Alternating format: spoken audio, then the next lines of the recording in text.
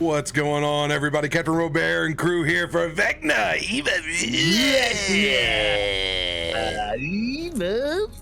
Special Monday edition.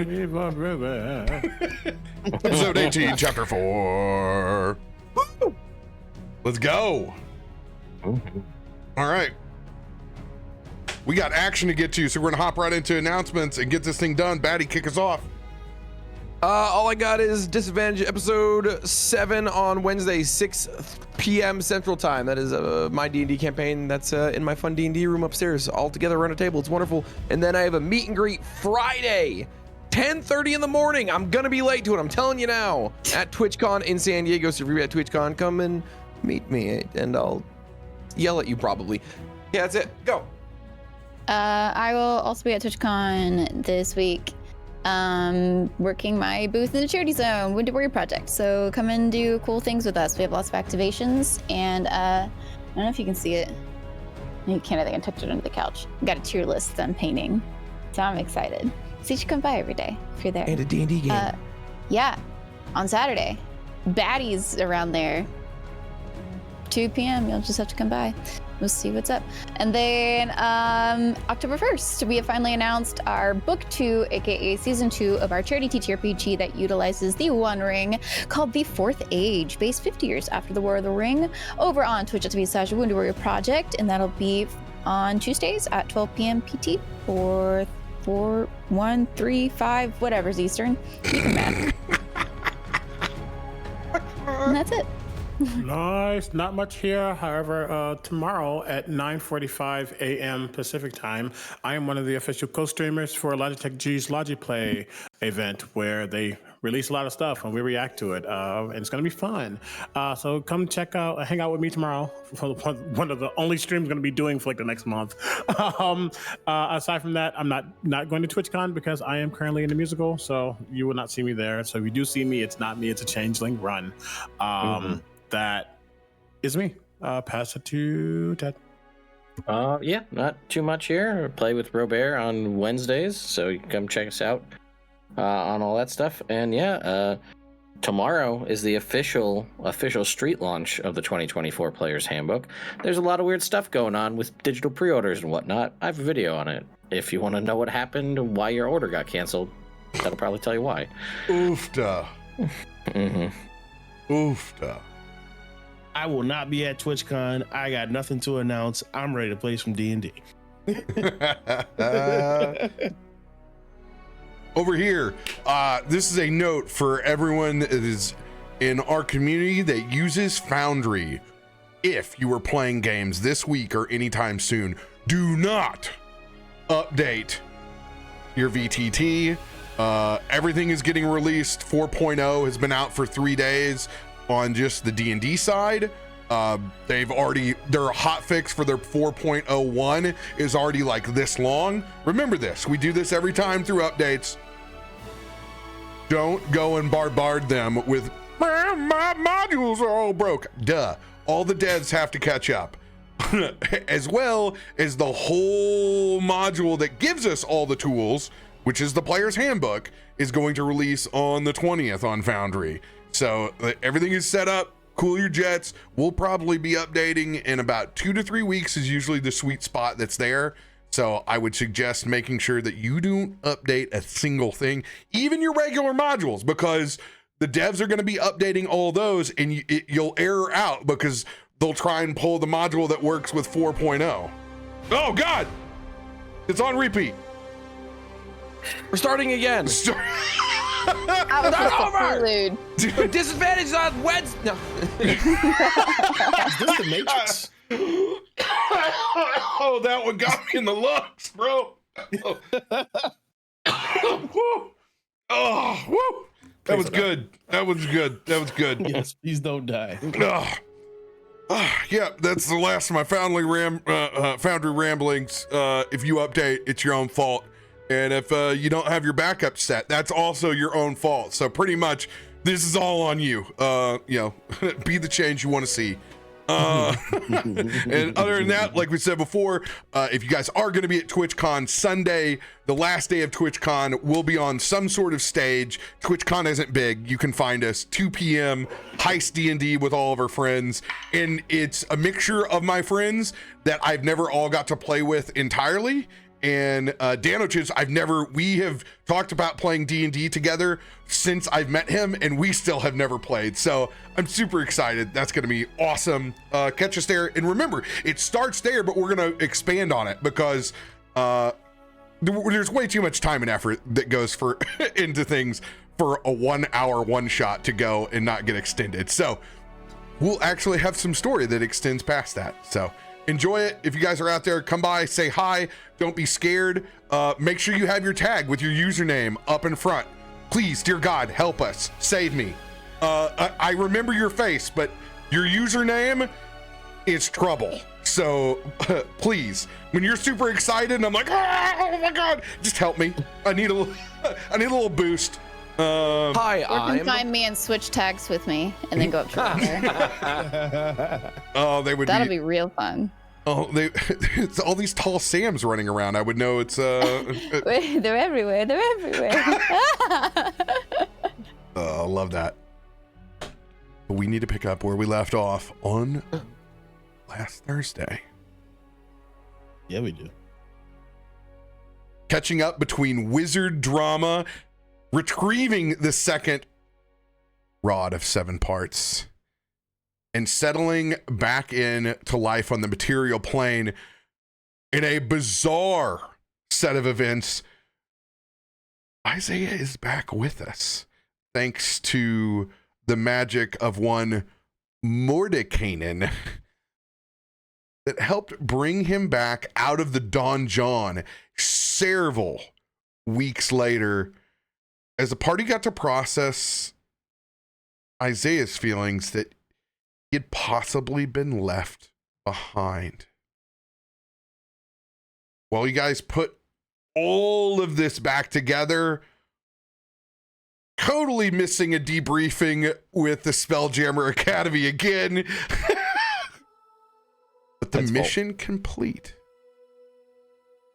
You guys have been teleported back by Elden Keyword and currently have left Sigil while the rest of the wizards try to figure out where the third piece of the rod of 7 parts lies. One final note before we pick back up after your slumber back home. There was an interaction between Theodore and Tasha. An involvement that offered up essentially necromancy for knowledge. As Tasha tried to encourage Theodore once again to leave his legacy on something and try to help her resurrect the astral dreadnought that you slayed. Theodore holding to his convictions, even with her demonstration of power word kill. You all did see Mordekainen, or shall we say Mordenkaas, and Tasha leave together towards the gardens. Let's go ahead and pick back up on the material plane. You guys have been greeted with slop. My boy. We're going to go ahead and have Constitution saving throws for who's up in the morning. I apologize in advance, just in case. For being incredible. You're too sweet. Thick as hell.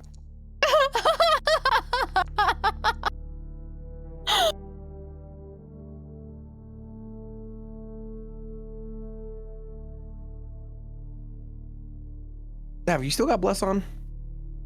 Do I? Yeah. Yeah. Yeah. Oh, I sure do. How do I take that off? Top right of your screen, click the icon. I think right click it or left click it, and also you can remove it. Right click. We'll send it away. You got a nat 20. He's always up early. Every time. It's a 24. 17. Who got a natural 20? I'm not seeing a natural 20. Davik did. Davik did. Yeah. Oh, Yeah. I did get a natural. I didn't realize. Oh, I was too far up. Let's go. Let's go. Davik, you have a pocket 20. A pocket 20? True. His first serious interaction. If I call an RP interaction for you that is throwaway like this is, I will use it on his first important interaction. Nice. Don't go punching things. Punch something. Punch, Let's baby. go. Let's do Got it. a punch with his words. You don't have Vorpal overall- Fist. Vorpal crit on 18 fist. All right. Hold on, chill. We're only at Vorpal chop. 19. Let us get to 18 and then you can think You about got 19. 2 swords coming at you and a gun. He's got a vorpal chop. Vorpal chop. Davik is spending this early morning kind of it's a little bit of a slower morning for him. He still wakes up before everyone because he's just trained to do so, but he's shaking off maybe he had some bad dreams, and he will do what he's been doing more of recently, and he just feels the need to learn what his power, the source of his power is. So he will, after doing his routine push-ups, sit-ups, squats, thousands of each, he will hop down on his knees, close his eyes, with Snow across from him, look inward, and just once again, what? Why? Why me? Why? What do you want from me?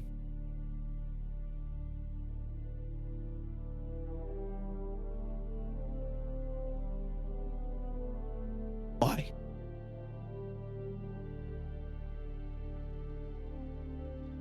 Who are you praying to, Davik? The God Fist. He's trying to communicate with the God Fist once again.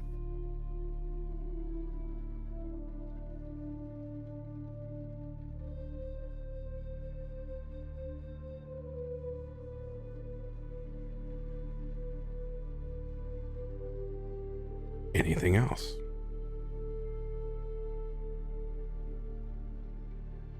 If he doesn't get any type of response from that, he will once again he's kind of going back and forth. He's got two entities that he's trying to commune with that he has never been able to. He'll reach out for Ippa again if he hears nothing from the God Fist. It's like, hang up, they didn't answer, call somebody else. This will be for both Davik and for you, Flawless. Okay. I want you to come with some real intent when you reach out with your prayer. So it's been several days where it's been every morning where the question has been why. Mm-hmm. I will reward you the more that you double down with more than why. Okay. A real interaction of trying to figure out a specific question or wanting to speak with them. The more you put into it versus just the ask of why, the more we can double down on it. Also, reserve it for the most impactful. Think of it this way: if the cleric continually phoned home on their deity, eventually they realize that their patron can't handle themselves. So my suggestion to you is to save it for the most impactful times that you possibly can. That being said, I will let you roll 1d100. 7 consecutive numbers. We will go 35 is important. Remember that.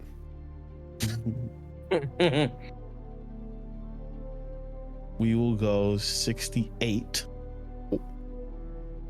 The 8, 9, 70, 71, 72, 73, 74, 68 to 74. Just in case some memes happen. I like those odds. 30s. I swear if you called it, dude. It's gonna be 75. That's what it's gonna be. 75. Okay. Ooh, no, you're. No! Wow! Baddie, let's go.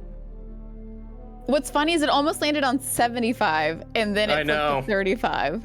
Why would you ever go against the universe at that point, Davik? You know how this system wills it. That's 2 35s. Unfortunately, Wow. you're not close enough for RoBear to accidentally mistake your 35 as one of the numbers. Actually, I almost did again because he said it and I didn't look at the numbers that he typed. We about had back-to-back memes of me being like, "Ah!"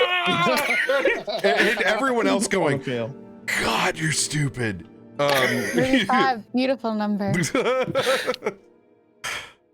So just realizing again that he's just failing at this. Davik will just spend this time. This is something new for him.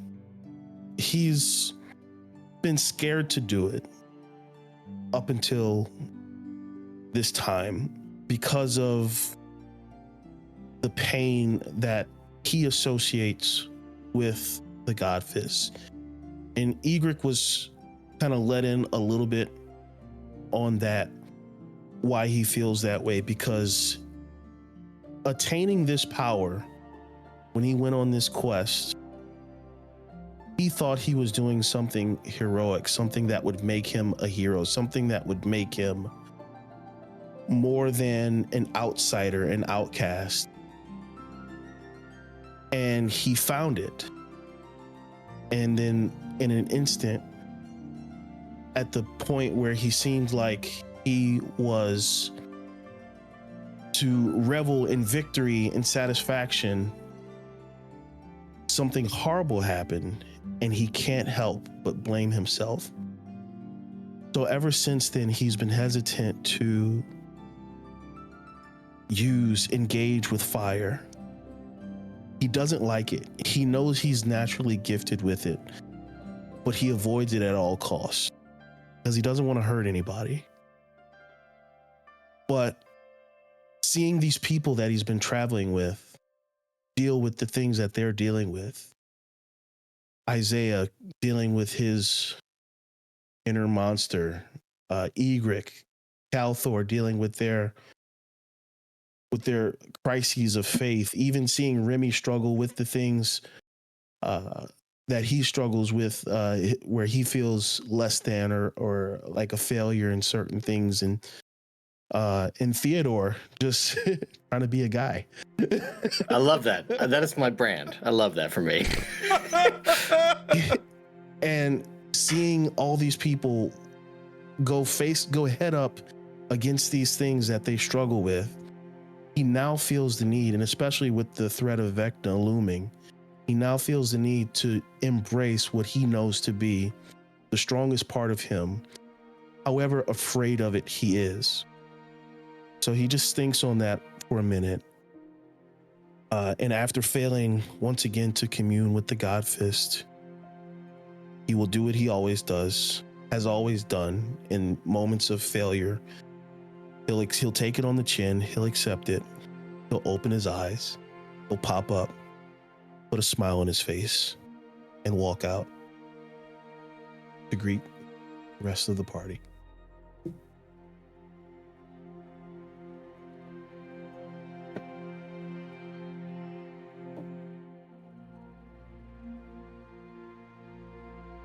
Looks like Theodore. Okay, yeah, I wasn't sure. All right, yes, that's me. Yeah, well, we'll both get up here. Extra pot of coffee. There's 2 of us now. So start making coffee first thing in the morning. We talked about doing it. We never did it. There'll be a 3rd pot, which is a new experiment of taking the serum that we make for Isaiah as a blood substitute, but running that through coffee to try to make a caffeinated version of that serum. So, you know, we've got that all going. So it's just Ted's blood. It's basically, yes. It's just Theodore's blood, basically. Like 75% caffeine, 25% blood.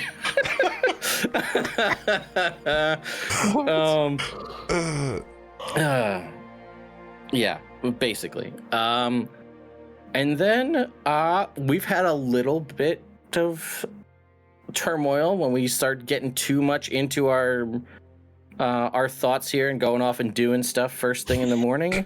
So over cups of coffee, Ted or Theodore will just talk about what's been going on, hypothesize what we're going to do about what's going on here in Neverwinter. A little, I guess my head went to tete-a-tete, but I guess this would be a tete-a-tete situation, where we'll just be discussing all of the things that have been going on, and, you know, good to have somebody to talk to these things about that really gets me, you know? And we'll just wait for everybody else to get up. I love Theo so much. Theodore. Smart, dumb. Mm-hmm. What current personality traits or status have you instilled in your simulacrum? Is it a 1-for-1 right now, or are you doing it adjacent to where they are either Devil's Advocate Theodore to express different opinions, so it's not an echo chamber, or is it maybe just a slightly adjacent, suggesting, maybe just a slight personality altering process, just to get a little bit of a different take? Sure. I think probably currently this is just a 1-to-1. I've never cast this spell before. I don't know enough to instill different mentalities into the simulacrum. So this particular, the first version, is just going to be a 1-to-1. And a lot of the stuff is basically going to be me. You know, sometimes it's like that situation where you flip a coin, and if you get tails, you're like, oh, I really wish it was heads. And you're like, oh, that's because that's what I really wanted. This is me just boarding off of myself the things I already want to do. But now I have somebody who will implicitly agree that it's a good idea, so that I can just kind of be like, yeah, you're right. We should go do that. Currently in echo chamber mode. God, we look good. Yeah, exactly. Oh my God, do you guys roll almost the same again? Everybody, yeah. Yes. This is ridiculous. Yep. Yeah. So you go ahead if you want to go ahead and start with Egrik and Kalthorr again, who seemingly always roll at least one adjacent to each other. Or the same thing every single time. Yes. The same as first two. I have a habit. It's nuts. Okay. I think with being just slightly ahead. I'm gonna wake up, look up to the loft, hear snoring. Egrik! I'm just gonna yell. Little do you know, it's slop up there. He's so big. Yeah, you were dead asleep that you didn't hear him climb up there. Because that True. snoring is not disturbed as you hear her. What? You're gonna wake up Slop! And she's crawling forward, kind of army style, and then looking down. Good morning. How did he get? You know what? No, I don't want to know. Amazing. You were knocked out. I'm tired. It's She's been a now lot. standing up to hop down her slide. And she does. She slides, leaving Slop to his slumber. Good. She lands on this big old couch. All right. My bad. Good morning. I don't know how long that's gonna hold up for, so we gotta be planned for that. He's gonna break it, 100%. Yeah, To probably. be honest, I'm surprised we haven't broken it. Why? You don't go. Anyway. What time is it? Probably about now, Kalthorr? What time did you wake up? 10-ish. Okay. It's early. It's still early-ish. Yeah. Mhm. Well, our chef's asleep, so. Not hungry. No. It's been a weird. It's weird. I feel off. You got collywobbles in your tummy? I don't know what that means, but yes, that's exactly. That is. If It there was is ever what a it sounds word, like. yeah, it's a collywop. What? Do you make up stuff all the time? Is that just you just doing? I mean, I do make up stuff all the time, but I'm pretty sure I heard that word just like I heard that other one that you didn't want me to say again. Don't. No. See, there's No, lots no. of words that I have learned. But have you tried talking to? No. Okay. Do you think we should?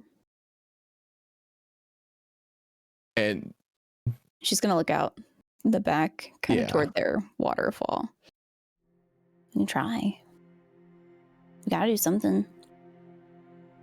this may be an odd question, but I'm new to this in so many ways, and I think I don't understand it.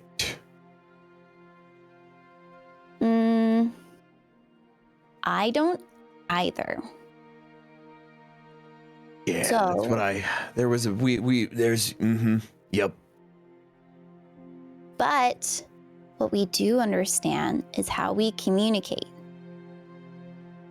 with our drawings. Right? You know, it works. It does. So we can use that shrine as our shrine. If you want. It already is. I think this is right. I think we Then try. we need to make a home for our guy. And she's going to start marching toward their shrine. Before we even left, I made lots of different chalk. I was showing Davik, and as she's marching her way into the shrine, exuberant about how much chalk she has made since the last time her and Kalthorr went through it. Okay. We need to put a picture of him in here. But I don't know what. Look it, that's me. He's on me. That's right, he is. Oh, hold very still. Like a statue. You're breathing, stop it. Still. And I'm gonna, and she's gonna run and grab her little chalk box and bring it back over, not breaking eye contact with you to make sure you Every don't time you move. he's gonna move and like get a new pose, like What? She sets it down. Mhm. Looks back up. You stop that.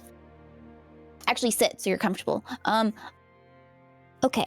And she's gonna start to recreate this tattoo that's on Kalthorr's chest into their stone wall. And it's their god. And this is his shrine for them. And I think I would like to add to it. I think if there's one thing Kalthorr truly would know of Theros is the constellations, the stars, being a barbarian, a traveler. That's something that I think he knows. And he's going to take a bright white piece of chalk. I say bright, a white piece of chalk. And he's going to add the constellation to the tattoo or to the drawing on the wall. And those points kind of add some shine to the art that Egrik has drawn. That's These so are great. very important. We got to have these. Mhm. Stars have power. That's true. I like that. Stars have power. And I think that's true amongst this group in general. Stars have aligned for us, which is kind of cool. I don't understand it, but it's right. And I think this is... I'm lost, but I think we're doing it. I think. Yeah. Well, at least we're lost together. Always. Yeah. Anyway, you wanna go give Slop a wet willy? No, but I'll help you. Okay, I'm going. Hmm. She's gonna run off, ready to wake up Slop, as the rest of the group does as well. She's sneaking up the ladder. I want to see how stealthy I am. For giggles.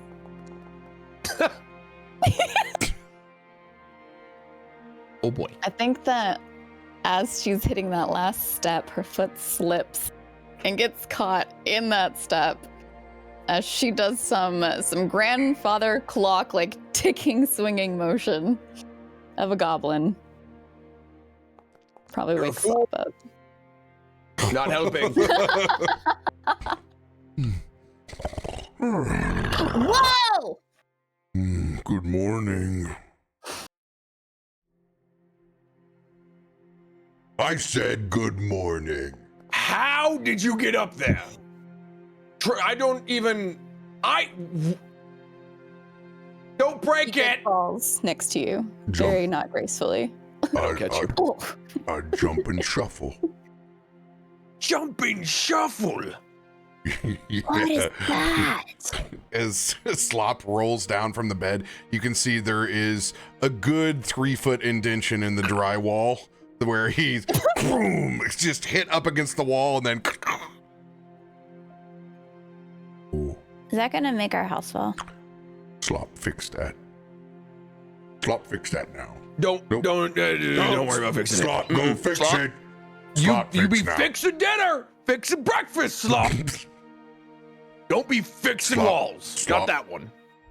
Slop, fix after fix breakfast. Mr. Slop. Mr. Slop to you. That's right.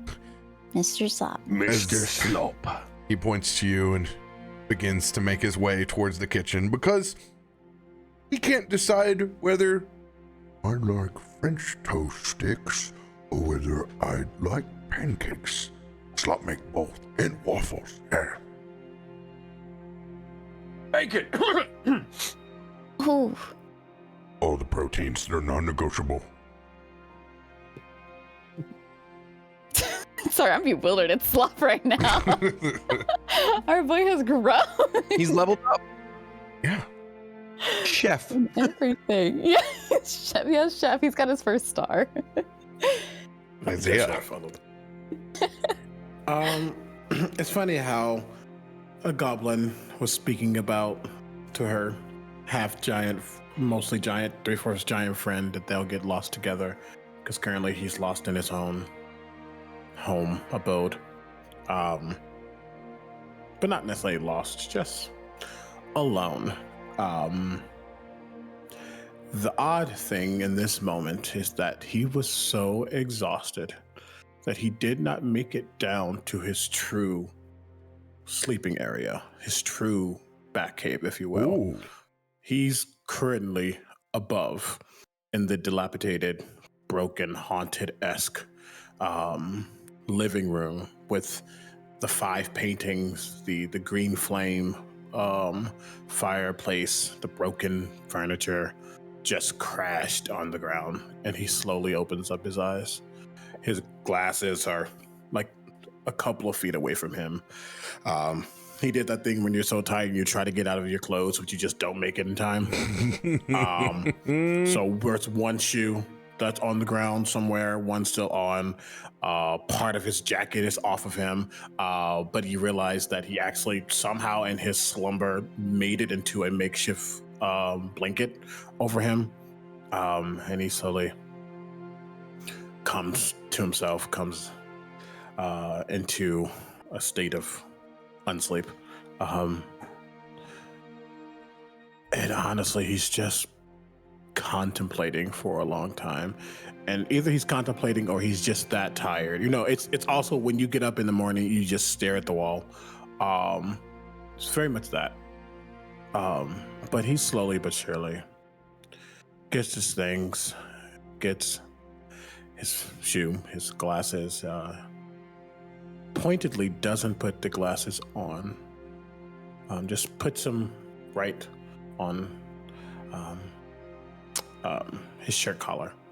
And as he goes to grab his gun that also, not the side arm that he has, the actual star shot that he has, that somehow came out of the holster, he's just going to stare at it for a bit.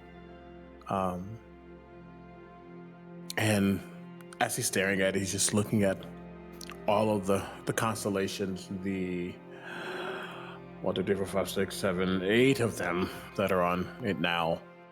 Just wonders where others might go, what they might be. He never really knows all that. He never really knows why they come, other than the person in his dream telling him to go to the stars. He never knows why he can even harness them. He doesn't really know. But what he does know is the gun itself, the make of it, how the barrel feels, how the grip should be in his hand, the trigger itself, the long,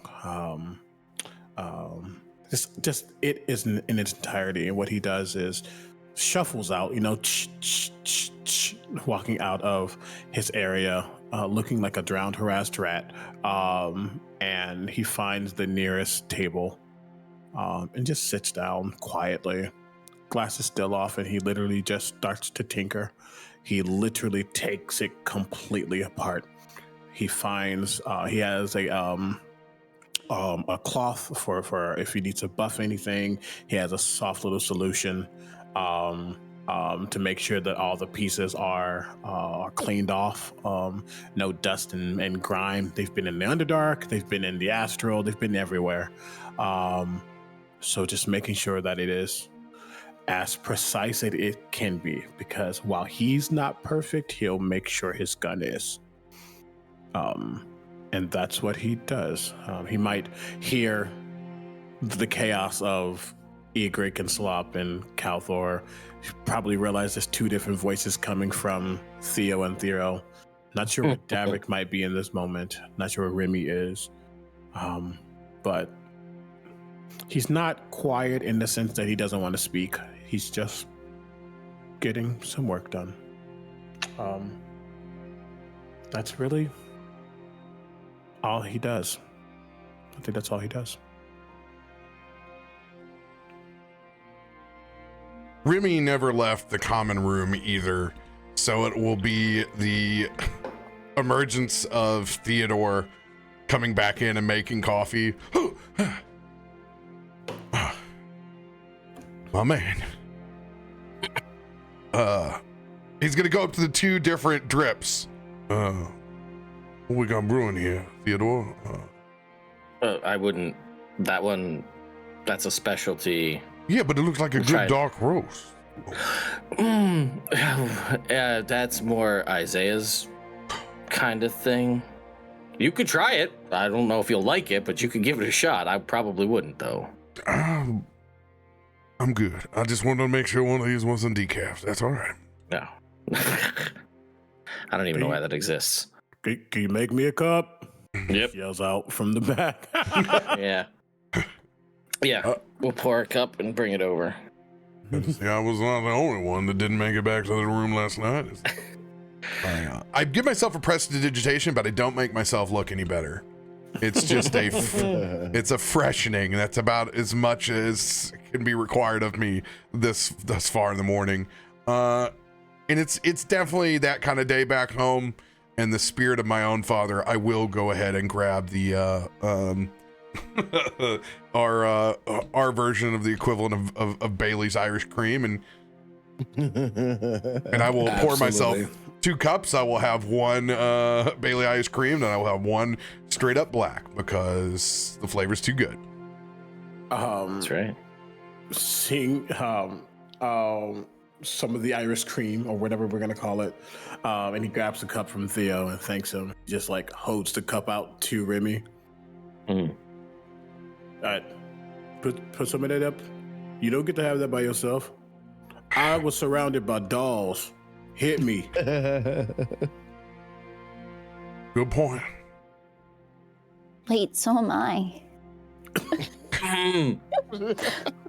I like it. Do you sleep with that thing, Egrik? Yeah, every night. There's so many of them. I make them sometimes. I even taught slop. You taught Imagine if slop? they could. Well. Imagine if Slop's they could hand's help. still too big to make, but Slop, try. Thank God.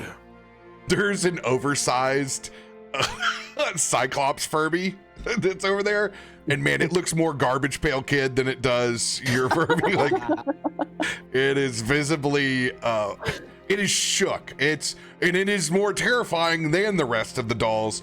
It's more like, it's like a Cyclops sock monkey. Is really what we're going with there, but it's hulked out. One little googly eye. I don't think I like that. There's not a lot of things I don't like. Achieved.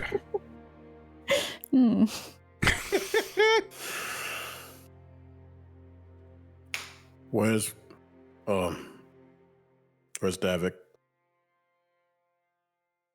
Davik, while all this is going on, he's just been kind of quietly off to, like, he's not avoiding the common area, but he doesn't like that nasty coffee stuff that Mr. Theodore makes. So he's kind of picked some tea leaves from his garden, and he's just ceremoniously just like going through the process of just making some tea. David's probably in the garden with his Go-Gurt. What is what? Go-Gurt? Go-Gurt. Go-Gurt? That new craze, yogurt on the go. Oh, it is Go-Gurt. He's perfecting the double down formula. All right, you got me there. Not the Go-Gurt. All right, well, when he gets here, we can figure out what our next plan is. Ever trying to work, Isaiah is, even though he is living on a latte and a prayer. But he's getting his gun together. He's already put some of the major components together. I'm not going to dare start calling these names out, considering we have somebody who has righteously used guns in this game. So I'm not going to try to describe anything, but he's going to get that. Still getting it together as he's speaking. And just about the time that you're saying this and looking for it, Davik will kind of just stroll up with his hot cup of coffee, giving the coffee pot a wide berth, just in case any of it gets on him. No, thank you. All right. It's not a symbiote. It's okay, Davik. Blessed it is. Slop will begin bringing out breakfast of a mixture of all of the breakfast proteins, French toast, of which in a wild style, he's made these, like, it's like an oversized loaf of Texas toast of homemade bread that he's made. So the like one cut piece from this bread fills up like the large dinner plate, and he's over there, he's even sifting the powdered sugar over on the side. You can tell he spent enough time where he's no longer having to cook with the tiny tools. He's got his own set of cookware that's massive to fit his own hands. Yeah, It's not easy bake oven anymore. It's bigger than the plate. There's just sugar everywhere. he had a really hard time, with like 2 fingers on everything. He got his first star.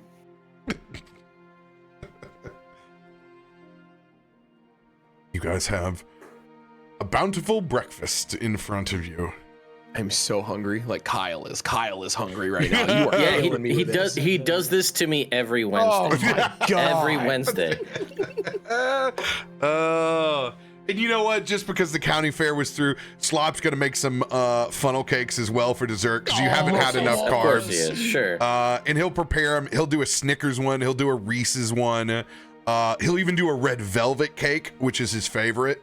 I'm ordering red velvet cake right now. He even has the cream cheese buttercream icing to go with it. Okay, hold on. Stop doing dessert stuff because my ice cream still isn't here. Anger.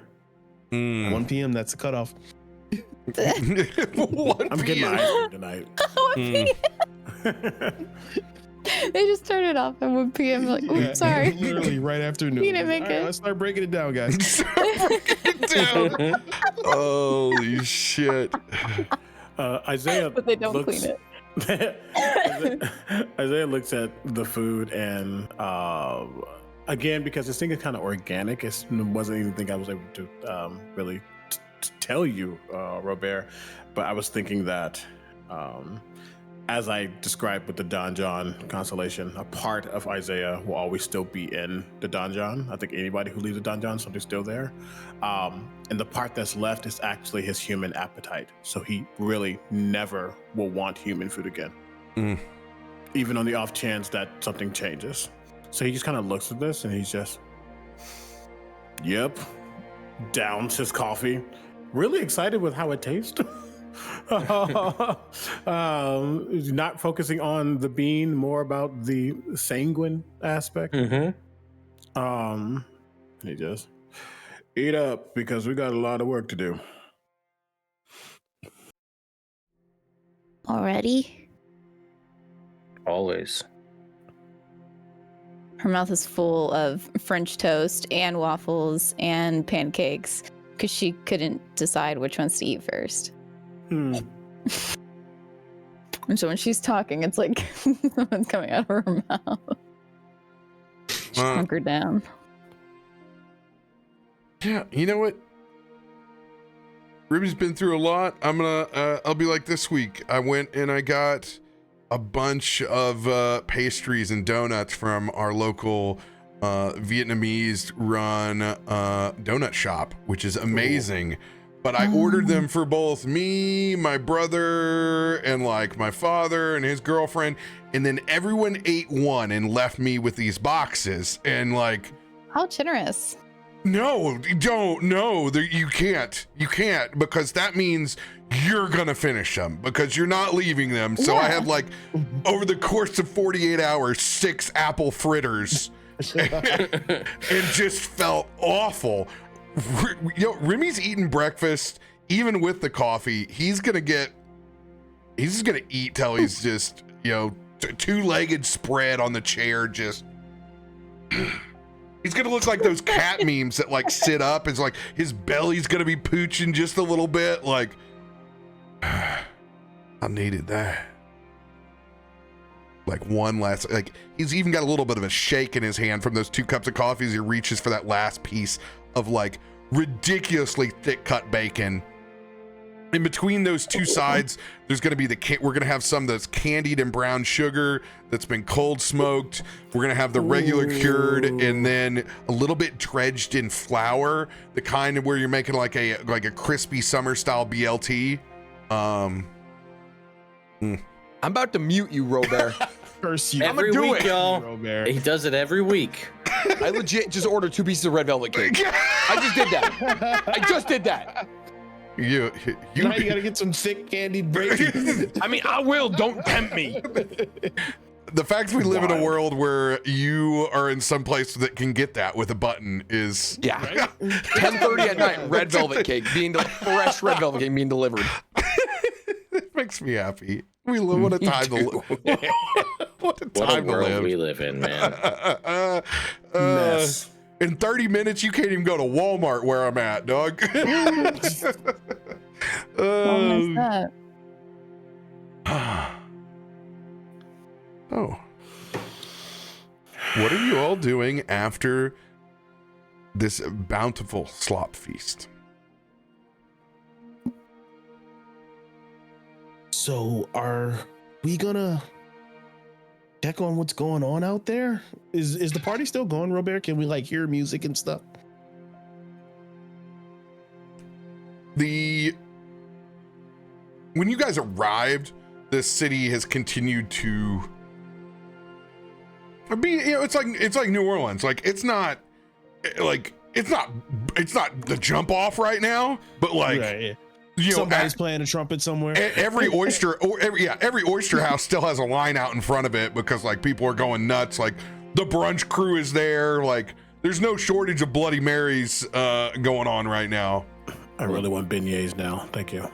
I do as well. So, It's not going to get any better. That sounds so good right now. Oh my is God. this the food episode? They're all food episodes. I just want ice cream and beignets. You're playing RoBear game. Every game's a food game. Yes. While we're at it, I'm gonna go over to my favorite thing about New Orleans, which is every bar has their clear spirit of choice soaking in fresh okra, pearl onions, fresh chilies, and usually like a top of like pepperonci's. I'm definitely gonna get one of those pepper blend Bloody Marys off to the side, and I'm gonna get it Clamato style on this one because I got an edge that needs to be taken off here. So it's gonna be a little Clamato, and I'm cracking the fresh oyster and egg. It's all going in. Sorry, this is Remy. Yes. Just gonna stare. Just like they got plates. For all, Now, see, Isaiah, I'm not of the brand where I need 13,000 different proteins stacked upon this where I can't get to the drink. But I will invoke change if I need to inside of this blend. And a little bit of shellfish never hurt anybody. it hurt Timothy. That's rude. This early in the morning, that's rude. But it's still funny. That's rude. I'm sorry. Now it's canon that Timothy choked on something. How did Timothy die? I was going to say, unless he's allergic. He's allergic to shellfish. or A pirate that's allergic to shellfish. For as much time as he spent on the sea, I've never seen a worse oyster shucker in my life than Timothy. Absolutely pathetic. We'll be here all day. Disgusting. Hate him. unless you got taken overboard by like a giant crab or something like that, and that's why we don't know what happened to him. What if Allergic to shellfish. happened? There's plenty of Yeah, things that Timothy has battled on the sea. He's just been in anaphylactic shock this whole time. No, I don't think The he died. EpiPen. Where's the EpiPen? Just as just Isaiah is need the thinking EpiPen. about the blood that he drank. So are we? Are we waiting for the wizards? Can we do anything to help these people outside? Do we need supplies or? We probably should Davik. check on. Oh, go ahead. I'll be dead honest, I haven't even taken a yet today. What did he say? Nothing. You need to give things a little time to soak.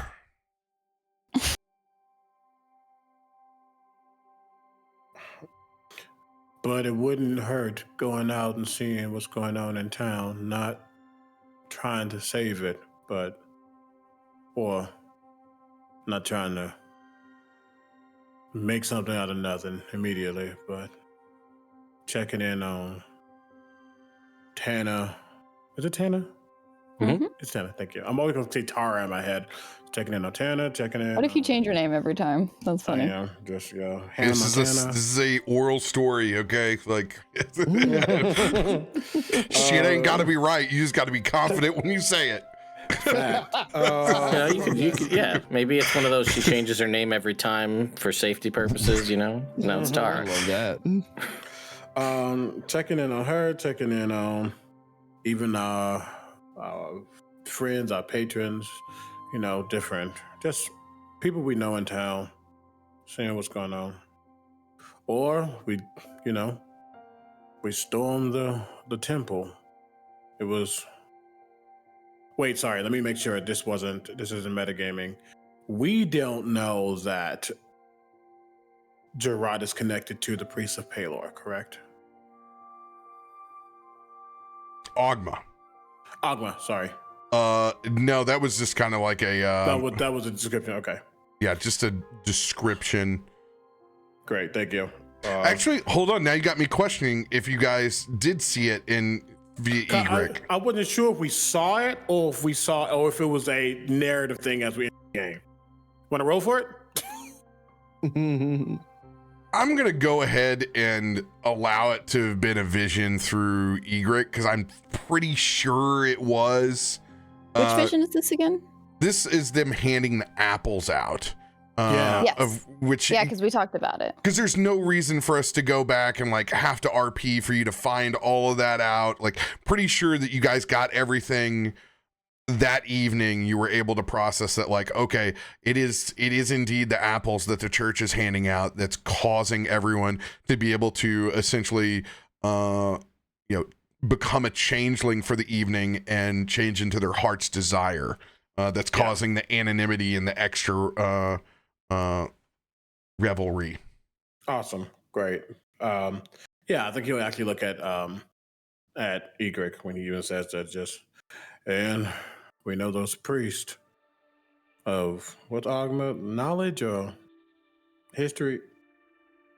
Knowledge. Knowledge. Yeah. That was Isaiah. I'm trying to remember What they said.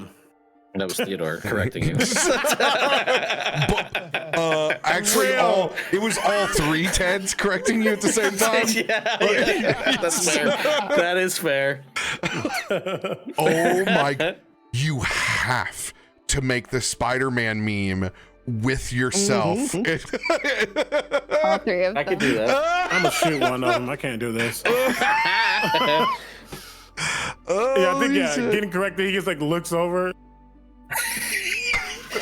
It was in unison. Yeah. So. No, only one of y'all. We're not doing this. We're not doing this. But yeah, the priest. Anything else?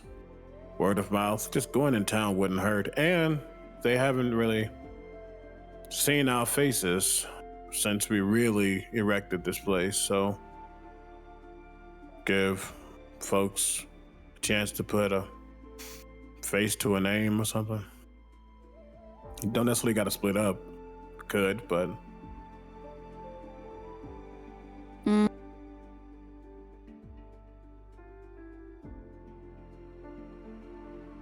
yeah. I don't know. All I know is Kalthorr and I have a mission. We gotta spread the word of our God. In what way? I don't know. That's what we're trying to learn.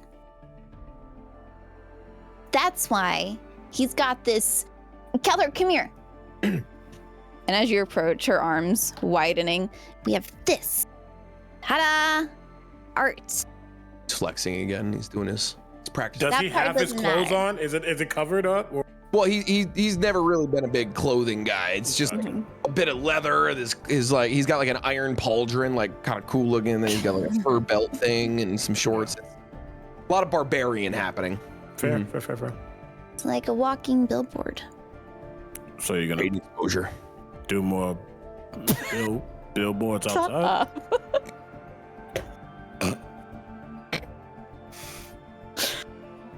Let's see what's going on outside. Yeah, we should go see if anybody needs help. We can offer our God's help. Right, Kalthorr?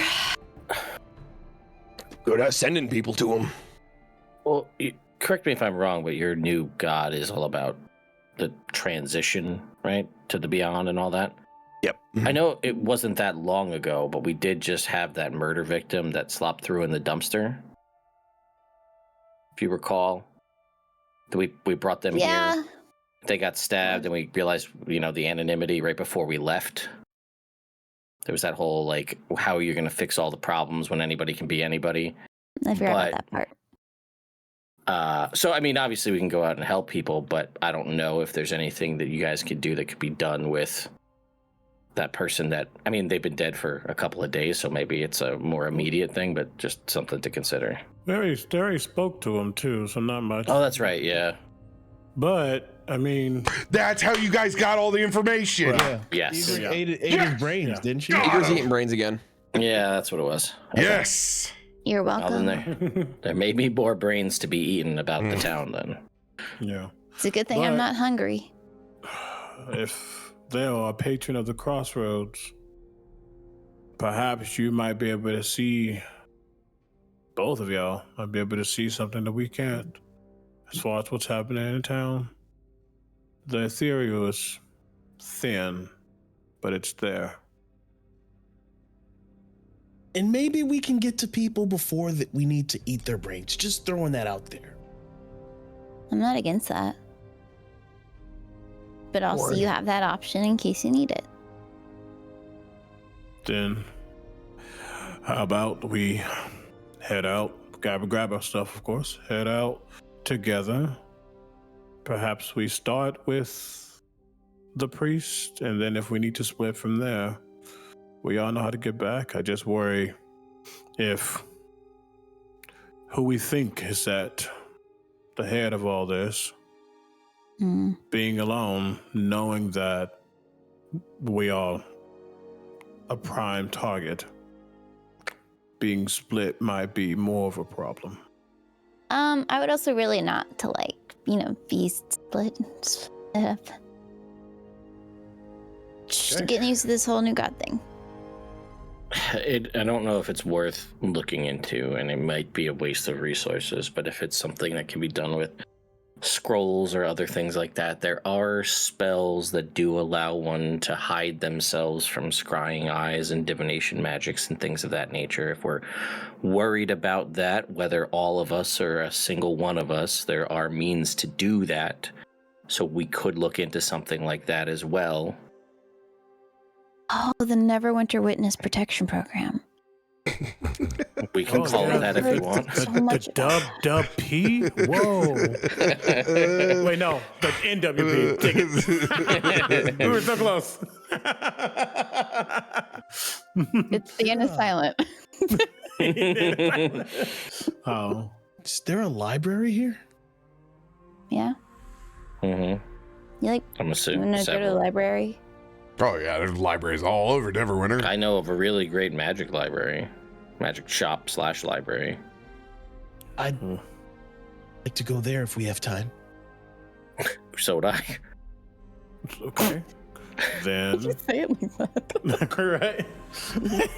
Nerd. All right. Then it sounds like temple library. first, library second. Sure. Any other stops? Just looks at Remy. Egrik also looks at Remy. I just need to walk this food baby off, to be honest with you. All right. I shouldn't slow y'all down. I was a little... No, that's a lie. I will definitely slow you down. But even my slow is still faster than most of y'all. Speaking of that,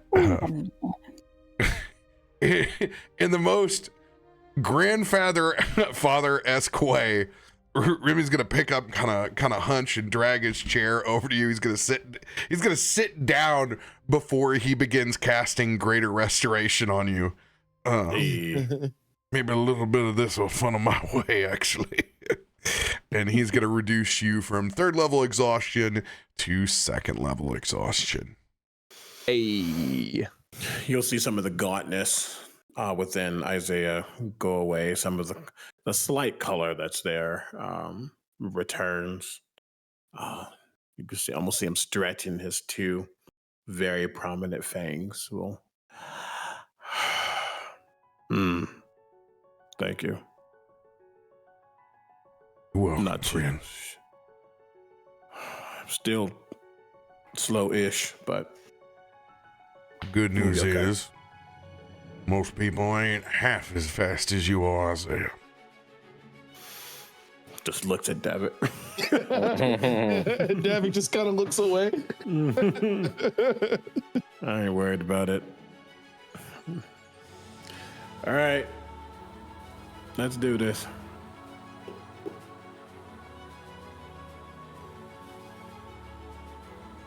All Oh, right. So you To the guys, temple, yeah. he slowly turns to Kalthorr.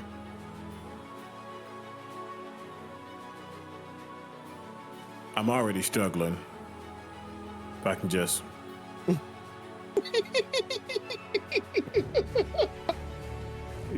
I had a Little lot of bit. sugar for breakfast. I'm letting you know it's gonna be sweet.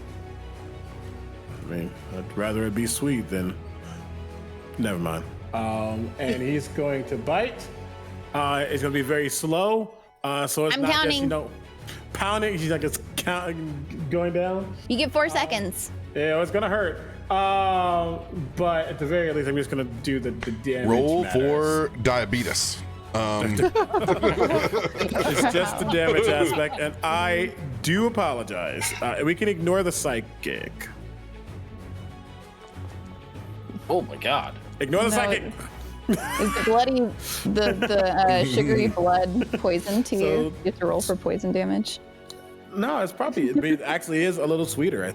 And there's a moment where, like, as he's drinking, like, he's like grabbing, and then he definitely like digs in a little deeper just for a moment, but then he lets go. Great. So that'll be 23 points of damage. Sorry. But that helps. It helps a lot. You don't understand what I can do with that. I hate it. I hate it every time.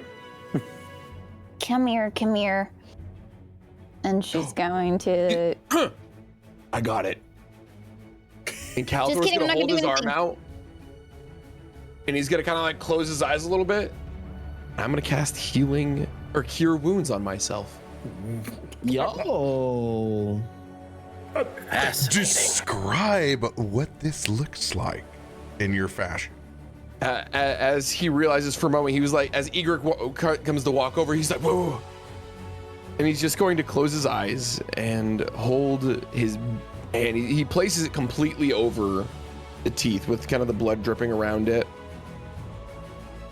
And for a moment, it almost feels like a shock.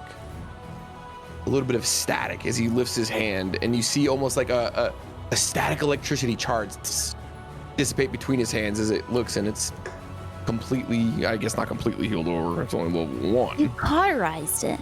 That's awesome. As I heal for the first time ever. Roll a d20. Roll a Roll a d20. d20, you could max. Oh, I get to do this. Yes, and you need the revised healing. You have standard. It's 2d8 for healing now. Kalthorr. Here's a 4. My first healing roll. Petition to make Kalthorr crit on 4s. Take away 9s. Yeah, there we go. No 19s, but 4s. Oh God. Part of me really wants to do that for the success, He does of not this crit on a party. 19. He crits on a 4. You know, hey, All with 19s from here on out. That's wild. Yeah, that's all that would happen for sure. There needs to be at least one session where that's active. That's I love it. I'm not sure how to do the cure wounds other Just than tack the normal. another D8 on there. Oh, no. Okay. It's I 2D8. am replacing them now. All right, I'm just gonna wait and then I'll click it. I healed myself. When that happens, both Theodore's glasses on, walking over. Fascinating. I have no idea what I just did, but it was awesome. I taught him everything he knows. Great teacher. You think, let's go. He's almost just like salivating from how sweet it was. But just, you really dedicated yourself to Erebos. Formal. Egrik. To Egrik. She showed me how to do it. Right. But Egrik ain't a god, respectfully. No, that's very true. That'd be the worst god. Huh. There's a difference between applying what you can do in a way that's applicable. You can wield lightning like nobody else, but you ain't never used it to, heal yourself. Just doing what she showed me. Using a lot of words right now, and I'm not a big word guy, so I just... Yeah. Is that because of your tattoo? No, that's just a tattoo. It looks good. Yeah, Sick. because then that'd be weird. Because then our wall could heal too. He just looks over at the two. He starts looking over at the two Theos, shakes his head, and he looks at the one he knows to be the original. He ain't for you. He ain't nah. One smells like dirt. Fair. That's fair. Thank you. He's right. Ooh, yeah. He's just like, Erebos did call both of them champions. This is... Huh.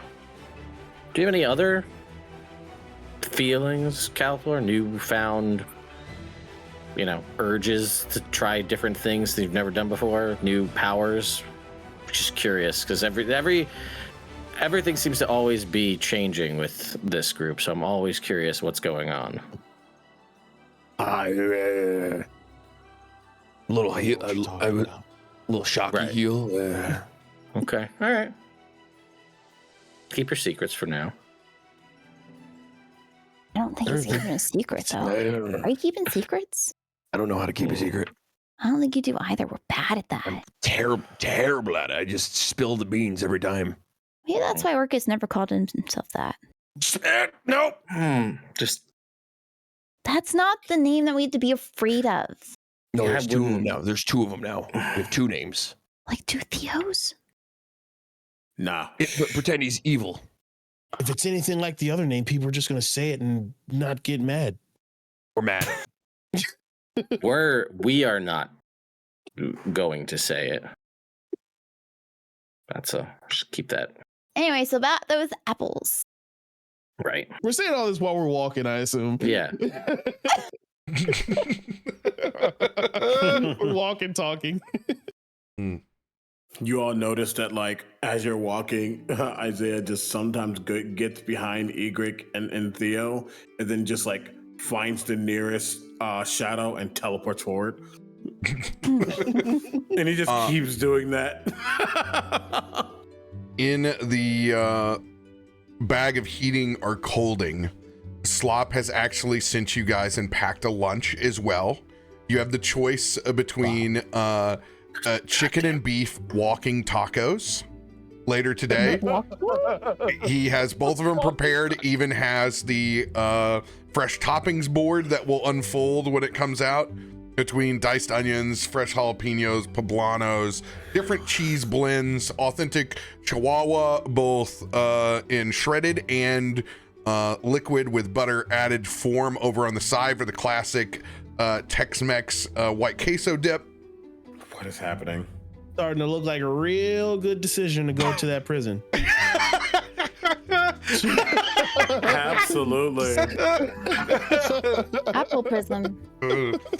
And he has for a heavy dessert, he's packed some fresh kettle chips on both of them, and he's made them Rob Show style, which is frying fresh chips and then taking out macaroni cheese powder and topping them to make your own Dorito style. They're amazing. We're so American. This just goes through my tailgate check down list. Sound And good. he has taken and made fresh fried pies, which if you've never had a Southern fried pie before, they look a lot like those Hostess pies, deep fried, except for instead of just corn syrup in the side of them, it actually has fresh fruit, and a little bit of it is kind of candified, a little bit with a little brown sugar syrup reduction usually up in there. Yeah, so you got chocolate, Bavarian cream, and fresh pink lady apple. What is happening? I'm telling you guys, seriously, he does this every week. I think he gets some sort of sick enjoyment out of it, watching everybody else salivate when he says this shit. I'm just as hungry because I don't eat before D&D. I can't do it. I can't let that Remy food baby come in here and be like, I don't know what to think about, guys. This is all state COVID. This is all we did. So you guys are actually traveling as a group. Yep. For the first time through the city. Not as a group for the first time, but the first time in our campaign. Your first destination is the temple. All right. You were headed to the Temple of Ogma, correct? With Oh my goodness. oh my god. Sorry. And you guys have the intention of figuring out, I mean, and everybody can chime in, of course, but figuring out what's the purpose of the festivities, especially if it's started from the priest of Ogma, or at least a temple. So the temple will have more information on that. Also, potentially just doing some scouting, seeing if there's anybody we could speak to who might not want to be spoken to, but we're all very persuasive, and we'll talk to them. Any just information gathering. Yeah. If anybody wants to chime in on that. Who or what is behind the apples and the Anonymity? Anonymity? If I recall, just back me up or correct me if I'm wrong. We, in the process of just flipping through my notes here, when we did this last time and kind of got the information, the concept was trying to gather more secrets for Vecna. That was the concept that RoBear, I think, had told us, and the concept of giving everybody anonymity allows them to enact whatever their greatest secret kind of thing is, and everybody is perpetuating secrets. Yeah. So the whole city has become a secret factory. They're farming secrets. Yes. They're farming secrets, exactly. So just to level set that, we kind of know that going in, that's the goal here. Just to put that out there for everybody, whether that changes what we're doing or how we go about it, just to put it out there. So end game would be to stop this so that Vecna doesn't get more powerful. The problem is there is no stopping, and you discovered that during this, that it's a social experiment. It's proliferated to the point of you can't just go in one vendor. The apples are everywhere. They have permeated the city. You guys got a vision of the first kind of release with Gerard and the rest of the priest of Ogma, which he is currently impersonating someone inside the temple. You don't know who, exactly.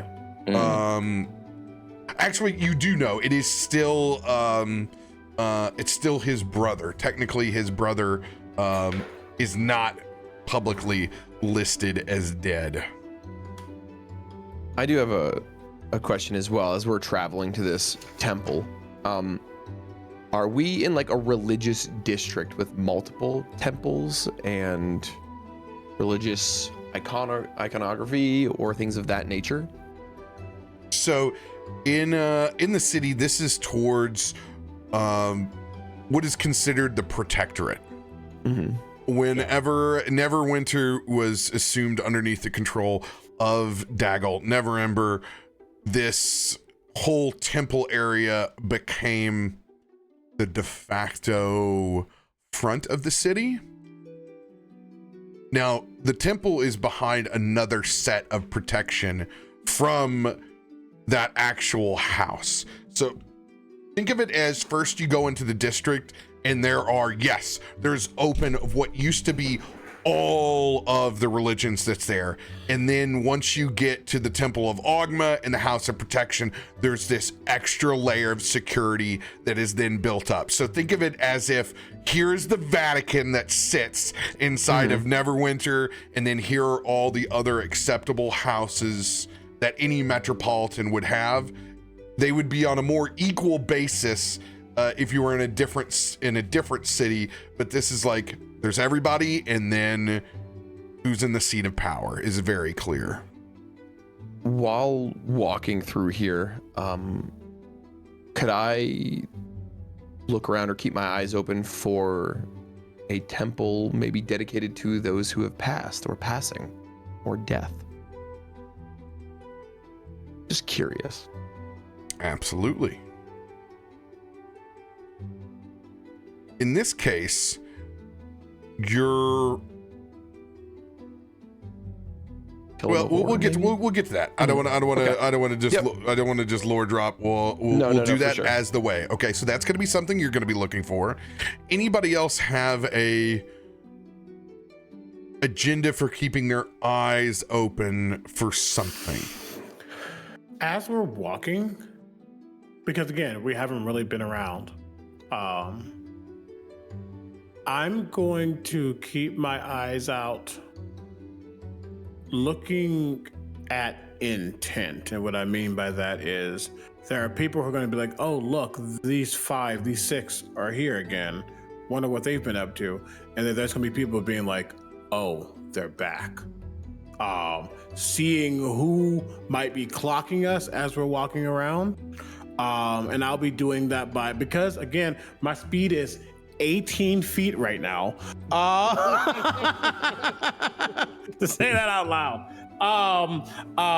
Because which I need to get mobile. Either way, because of my speed, I'm like literally there's a moment where I've bamped into a spot and just waiting for them to catch up, or I've like bamped onto a building, even like just hanging onto it because I have my climbing speed. I can get on top of things. So just keeping different angles, and as I get to these different places, just seeing who might be clocking us and if any action is taken by people when they clock us. Just knowing what to look out for as we're roaming, because we don't know if Dagult has spies. Not Dagult. We don't know if Gerard has spies in the area.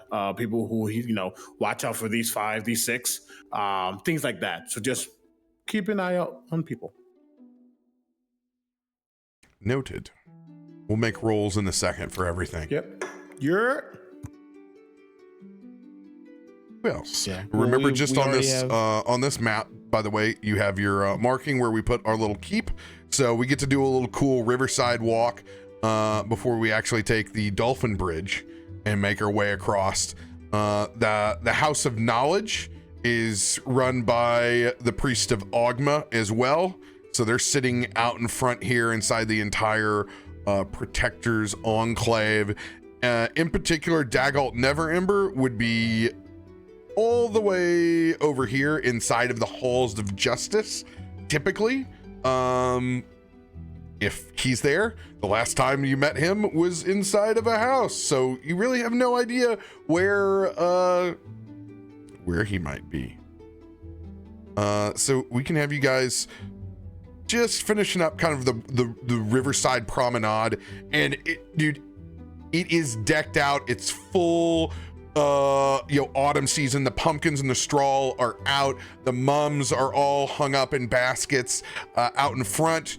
The traditional flowers are all still there. The fire blooms are there. It's a active farmers market plus scenario. Families are out and about. Commerce is high. The city seems to be in a great mood. You have a feeling that all this revelry has kind of chilled everybody the out, and people are enjoying life a little bit more. There's always been a good cafe culture that's run through the entire district closest to the river, but now all of them are popping off, and it's a good sunny day. Anybody want to do the weather check for just how good of a day it is?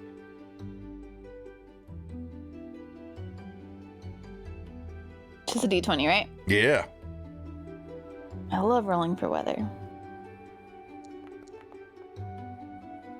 It's not bad. Hell yeah, 13. We got some good cloud coverage between it. It's like the perfect blend of like light jacket weather, and the heat's not going to get too oppressive, so you don't have to ditch it by 10:30. It's still, it's still a good breeze on through. Isaiah, go ahead and give us your perception check, kind of as your reconnaissance roll. Shall do, Captain. Sounds like to me that given the fact that it's the fall, like I have advantage on all stealth checks, right? Because I just blend into the surroundings. Yeah, you're trying to tell me? 100%. Like you're, Isaiah, go ahead and make yours from advantage because you would be definitely looking from the shadows on these as you go. Okay. You know what? You're still getting back to normal, right? It's been our time. F that. We're keeping the 19. Oh god. Oh, you have not been outed for traveling through the shadows as a Dhampir. This is great. Everybody else is having so much fun. You guys pass a spot where they have multiple pumpkins set up, where they're doing fountain style pours out of them with fall style sangrias, and you can smell it's like that cinnamon apple pie classic. About 30. It's that 30% booze, but you can't even taste it. And there's some mulled wine in a station next to it. I'm supporting all of the local businesses as we walk, like 100%. This is my jam. I'm basic as fuck. I dropped it for that. That's fine. I don't care. Yeah, I'll take the one. you deserve it. Remember, we get plenty. We get like 5. That was worth it. Are you walking with your simulacrum? 100%. Then both of you with pumpkin lattes. Are you an iced man, or you want that thing hot? Oh, hot for hot. Sure. All right, dude. There is no shortage of kids that have they're running through, and every time they stop, and you can see some of them are coming from the actual fall festival where they have my favorite toy, the lizard on a large coat hanger where they can walk it back and forth. 2 of them, and it's 2 adorable little tiefling kids. That haven't leaned out yet, who still got their chubby cheeks just absolutely full of saltwater taffy, walking their lizards as they look up. And one of them is that classic mystique blue, and the next one is closer to Remy's but a little bit more reddish, and they have cute little stubby horns that haven't come up all the way, but they're different. One's gonna be like antelope style and it's gonna come out, and the other one's he's got an atypical, he's got some crazy, it's going off sideways. Who knows what that thing's gonna look like by it's done. They both look up. There's 2 of you.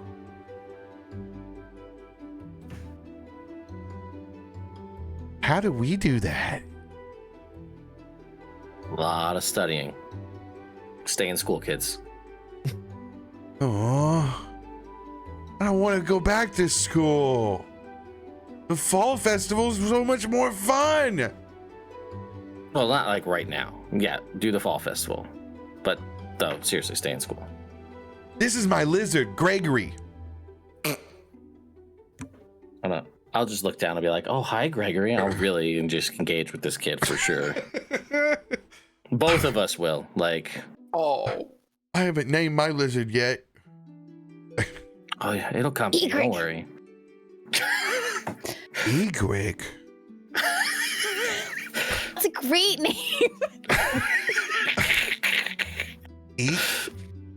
Egrik. Yes. I name it Egrik. Yes. One for me. Egrik, because it's so quick. And he goes. He goes running off into it. Before it, I'm going to say a parent, very much the untypical tiefling in this fashion. He's built like John Goodman, brick shit house. He's got more like retired Hellboy vibes to him. Like he's got overalls on. His country boy tiefling. All right. Come on, kids. Come on, bring your lizards with me. We gotta go. Yeah, you know what Mom said. We got only enough time here in the morning. We gotta go on and get back now. And he looks over at you, Ted. Thank you, both of you, for indulging them. Oh, anytime, sir. We'll both tip our hats and keep on walking. Apple cider donut here, pumpkin spice over here. You know, taking all this in, Davik kind of next to Remy will just kind of look at you, just kind of you'll notice just like a look of just kind of like confusion or like almost like amazement, and he'll just look at you, Remy, and say, people like us, I'm in here. Yeah, this never went to. We ain't down in the sticks, you know. Homeboy, this ain't Leyland, all right? This civilization here. And he'll just kind of just wrap his head around like the fact that, and he'll notice that he hasn't been getting dirty looks as he's walking, and just seeing these kids just running around being themselves, parent, tiefling, he'll just kind of just shake his head. Remy puts two and two together. Oh, that's right. You are from far up north, aren't you? You real far up north. Not a lot of people that look like me where I'm from. There's not a whole lot of people that look pretty that far north. This is what you're trying. What you're telling me. Welcome to the city, country mouse. I mean, and I point at Egrik, and then I point at me. I mean, there's two of him. I'm big, she real small, teeth. Teeth.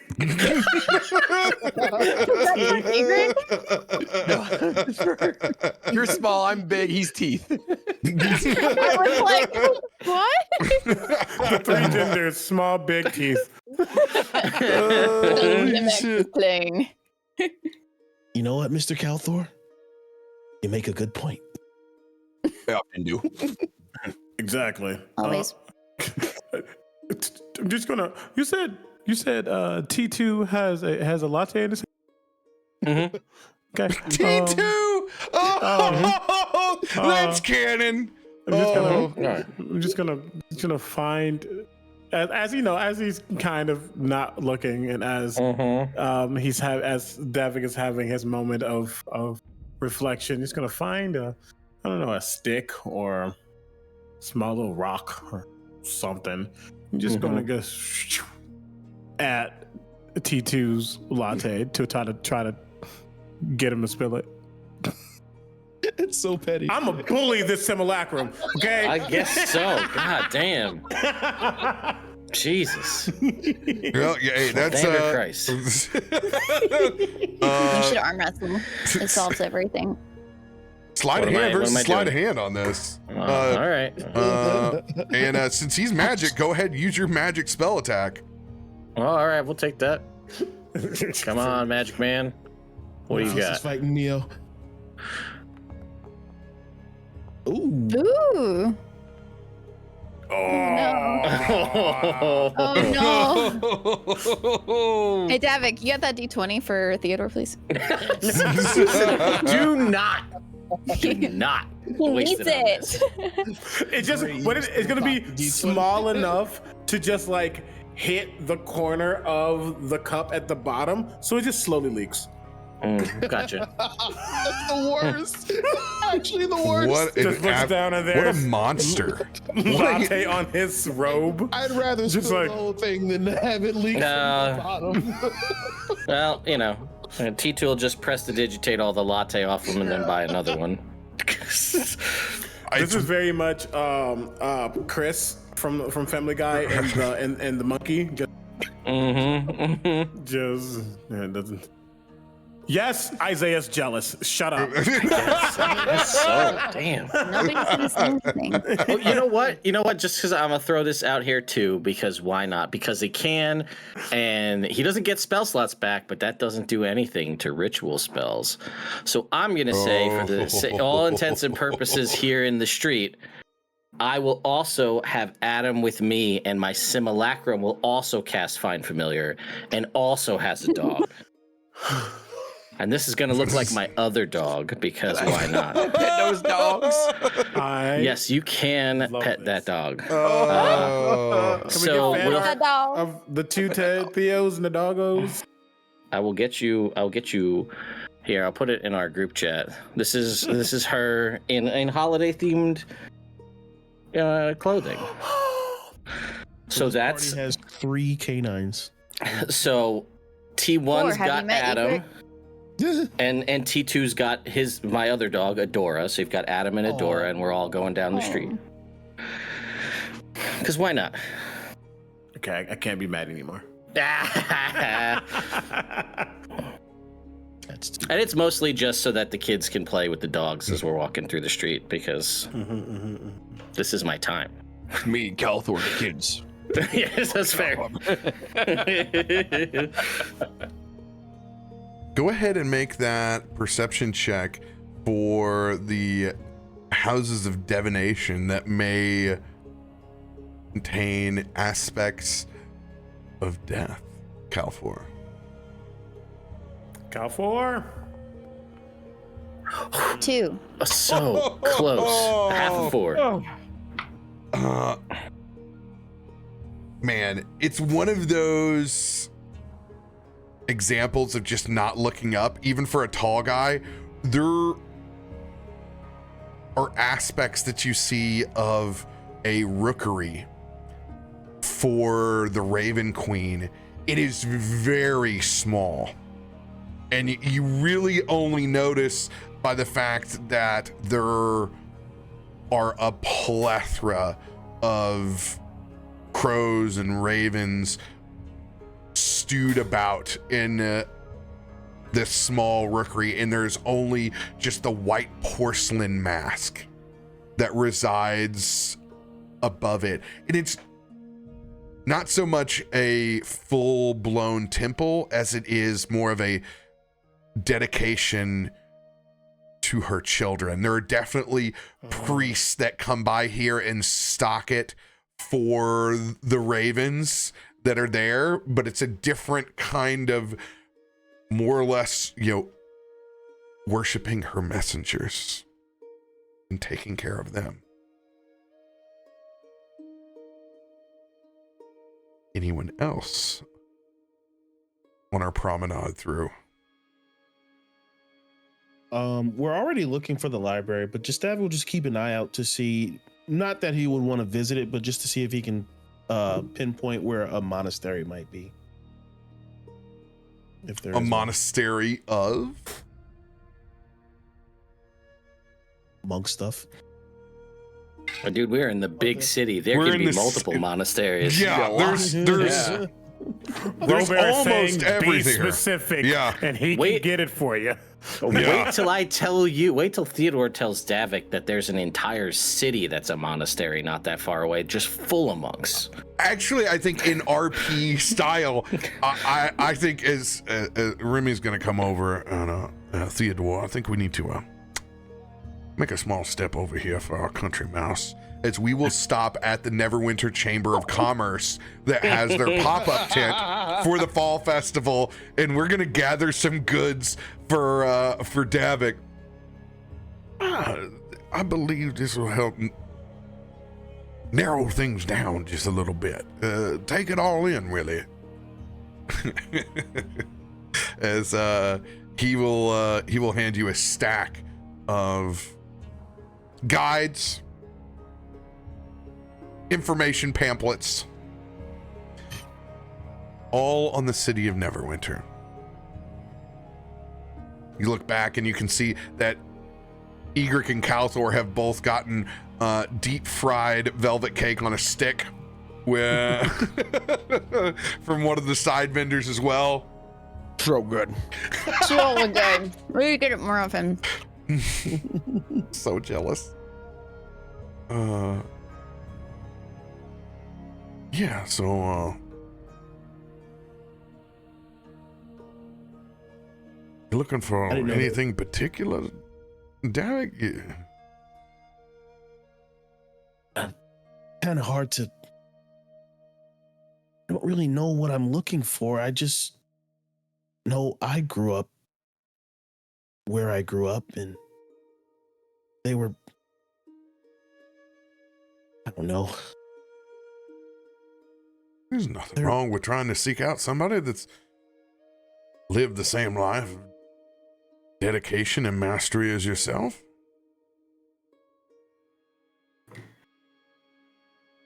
Are there people who can do the things I can do? And he'll just kind of swirl like some cold air around and like transition it to fire and electricity. I'll be real honest with you, Davik. Most of the monks that you're going to find around here are making and selling cheese, honey, maybe a fermented beverage or two to support the monastery. The gifts that you have are unique. If everyone could go and study to become what you harness, the world would look like a different place. You definitely need to seek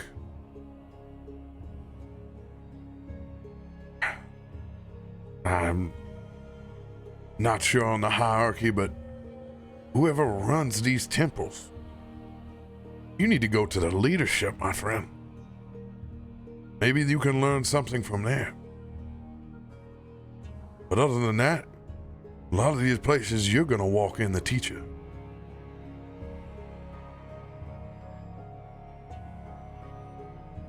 I'm just kind of not knowing how to take that, because that just, the idea of him being anyone's teacher is just like.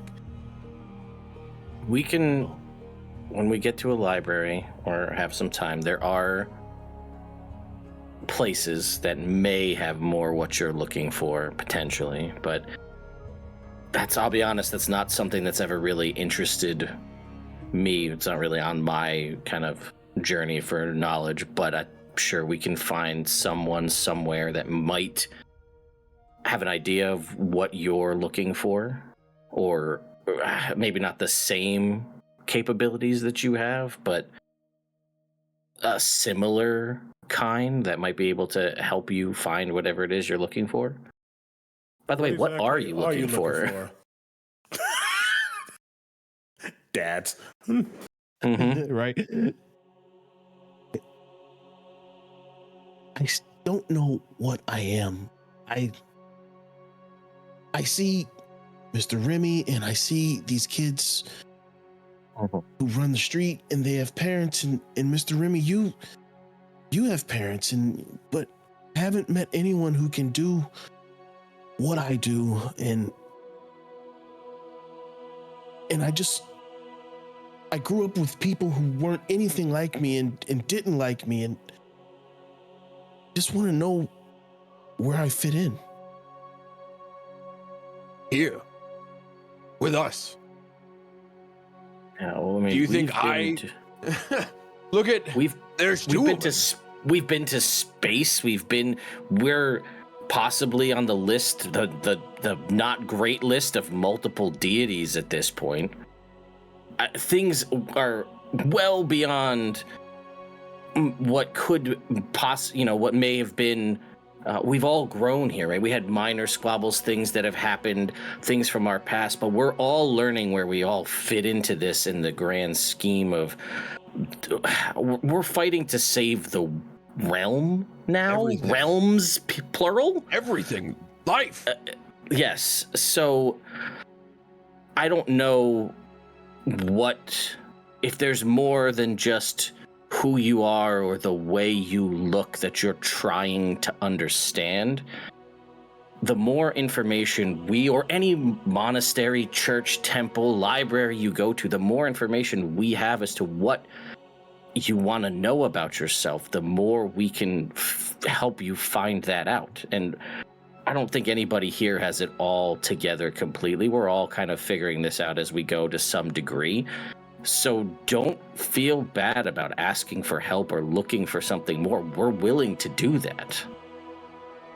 Well, for starters, and he'll kind of hold up again the God Fist, which as he's walking through the town, he would have it just covered by like a poncho or something, so like it's not out. But he'll just kind of show like, I need to learn more about this, if possible, and then he'll kind of just quickly bamf out one of his wings, just be like, and also You're a bird. this. You're a pigeon.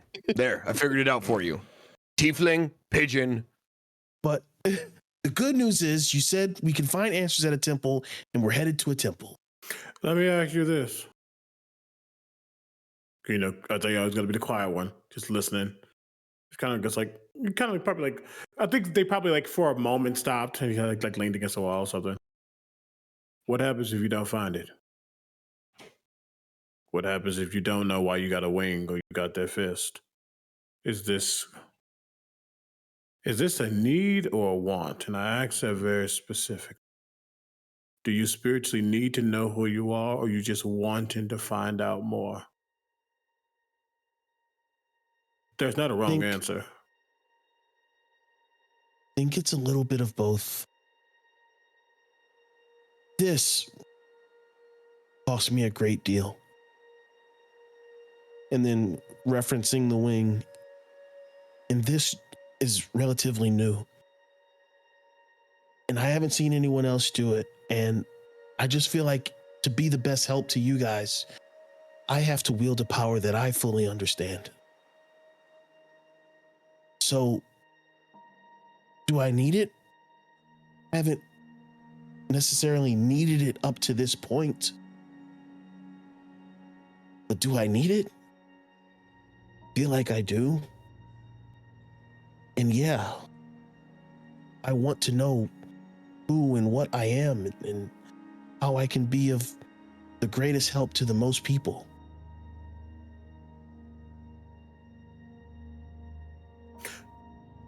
I have a thought, because his wing looks like what? Does it look like, I don't want to say angelic, but does it look like celestial? Does it look like, kind of that vibrant, or is it a different, very specific type of wing? Yeah, it's a very angelic type wing. The white wing is, and then the black one is, it's black. It's still kind of silver, but it's It's black. White one's white, the black one's Is it black. feathered or is it like a bat wing? It's feathered. They're both feathered, but the It's black Sephiroth. feathered one is it's literally The theme song comes on every time. Like a charred, like Isn't that kind neat? of a little bit of it's got a little bit of singed quality to the black one, but the white one is just pure white. Ooh. Do me a favor. Just eliminate the night possibility, or eliminating the need. Hold out your hand.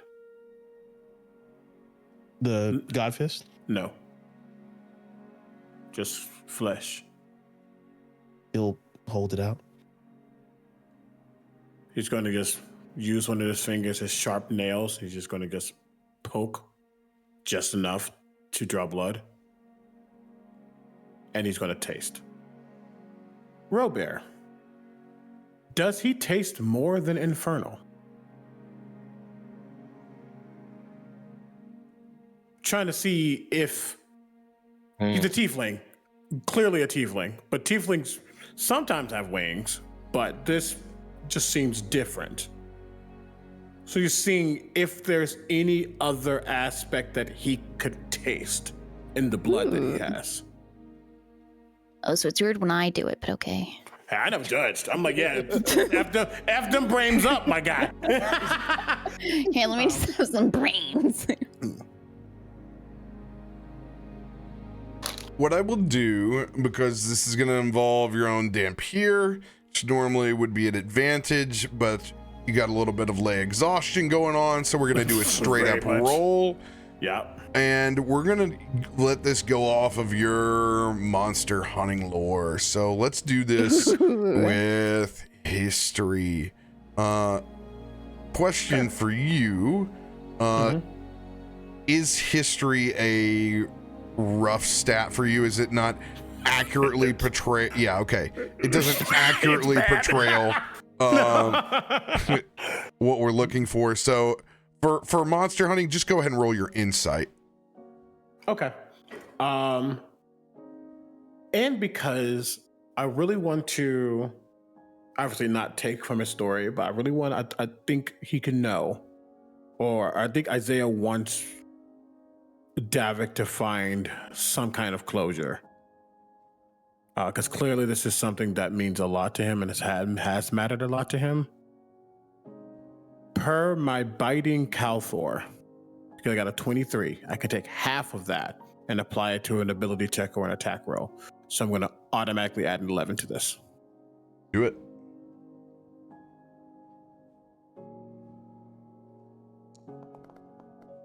Ho, ho, ho, ho, let's go.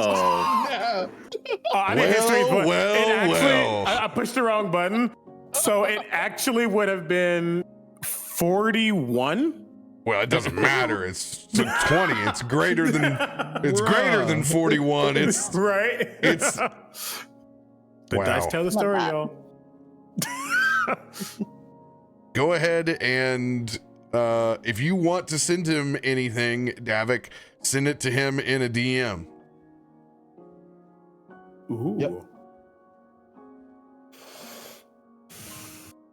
I'm gonna reload the VTT real quick. I got the ghost die on mine, Where's on our my DM? side. Oh, there you are.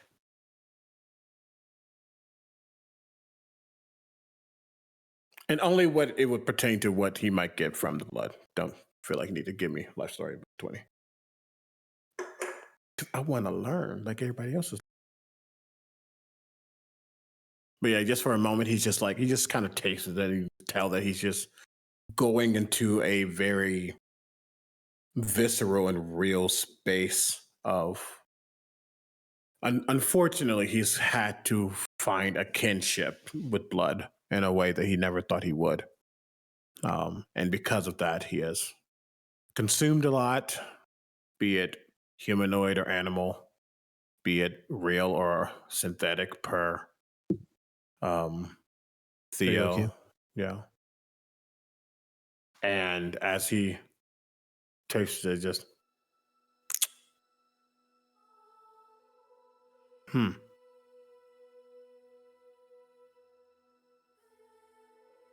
mean, I taste the sulfur, whatever it is, kind of smoky. But it's something almost pure. And I hate to say that, but it's like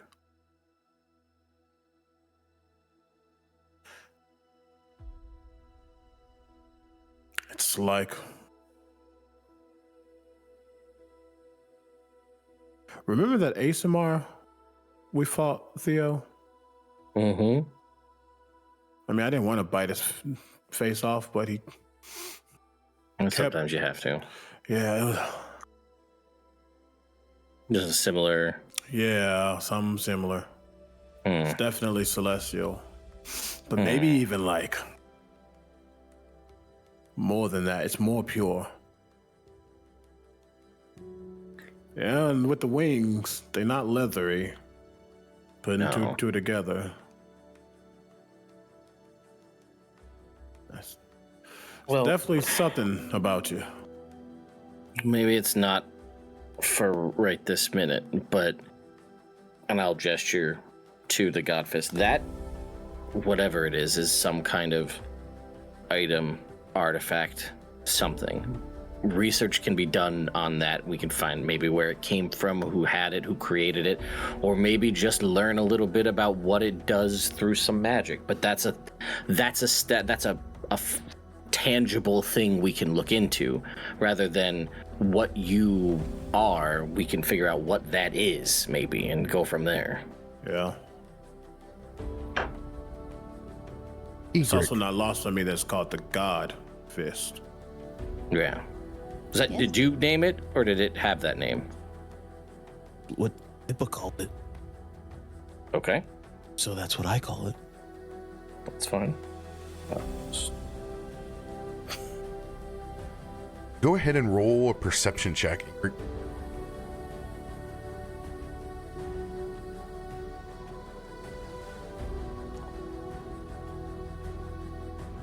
14. As you get closer to the House of Knowledge, you begin to see waves of individuals with caramel apples.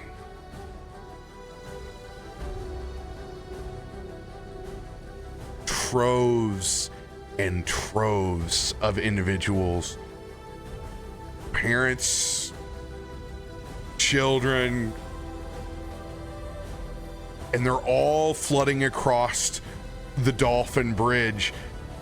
You can tell the closer you're getting towards the House of Knowledge, the closer that you seem to be getting to a massive source of apple vendors. And the worst part is, it's the anxiety of not knowing whether these are just festival apples or if everything has been tainted inside of Neverwinter since you guys last went through the portal.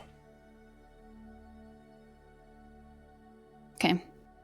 I'm seeing this immediately in the middle of your conversation. She would interrupt by a quick hop and stomp as she falls into this jump, and she's like, "Hold!" to catch everybody's attention. And then she's going to point to the mass that is now crossing over to the Dolphin Bridge. Okay. Yeah, toward the House of Knowledge. The apples.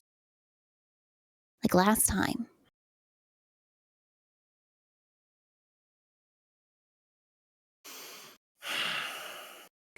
As you guys all take in this scene of people enjoying the fall festival,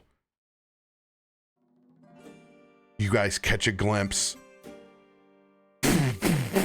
as fire is shot into the air, as there are fire breathers that are swinging through the archways on this bridge, as well as other performers, as it kind of shuts down traffic as this revelry seems to be crossing in a wave. It's a wild scene as just an entire wave of them are kind of going against the grain of traffic that you guys are.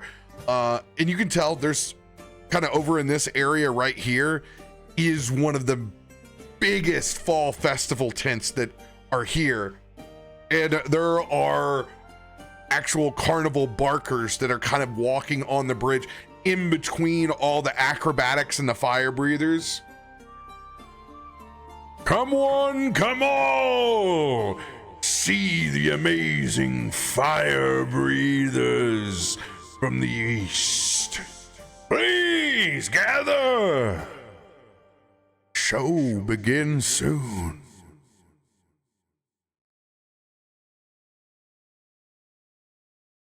Kalthorr.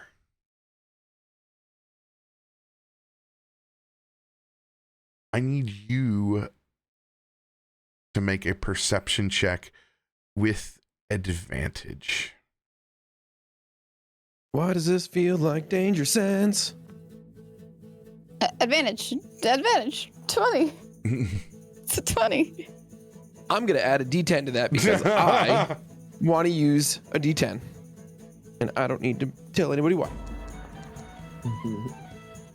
Nice. 22. As you begin passing through, as kind of the revelers are swinging up at you being a taller gentleman, you're like, you can feel the heat of their fire that comes off. Some of them are decorated with masks, some of them very Harley Quinn. All of it in combination. Even though all the sights and sounds are oohs and ahs and everyone else enjoying basically this pop-up street show that's going on, yourself, a little bit of anxiety and sweat as something feels very out of place. 22. The longer they stay and perform, everyone else is enjoying this scene around you. This is like being the one friend that's like, I don't like clowns. I need to get out of here. There's something. I really don't like clowns. This is perfect. I hate them. I think they're dumb. Sorry. Could Egrik potentially detect evil and good? You don't have the same ick that Kalthorr is going through. No. Unless But this you was ha- for the apples and stuff. Ooh, let's stay on this for a moment. We can get back to the apples here in a second. Okay, that's fine. Go ahead and roll if you want to check on Kalthorr, for sure. To be fair, the first thing I was gonna do is almost instinctively closer to Egrik, just be on guard. Something's wrong. A lamb. Don't even Just worry. I mean, that's the first thing that I would do anyways. It's straight to Egrik. Go ahead and cast protection from evil and good.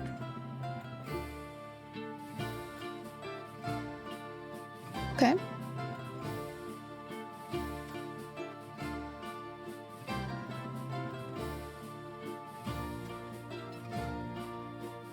All right. Until the spell ends, one willing creature that you touch is protected by a certain type of creature. Or certain types of creatures, including aberrations, celestials, elementals, and fiends. Kalthorr. Actually, first, before we get to how Kalthorr feels after this spell, what does it look like when you cast this, Egrik? That much exudes for the eye of anybody onlooking. It's a feeling of warmth, a comfortable and frequent comfort in that warmth of her touch that he is used to whenever she is on the lookout. And in the end, Kalthorr is the person that she wants to take care of. So you would feel this touch as it encapsulates your body. That only you feel, nobody can see. Kalthorr.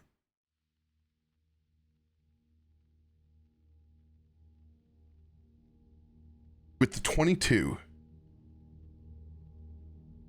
you notice the eyes behind the masks fixate on you. It's as if they all begin staring at you. You don't see them retreating. They don't feel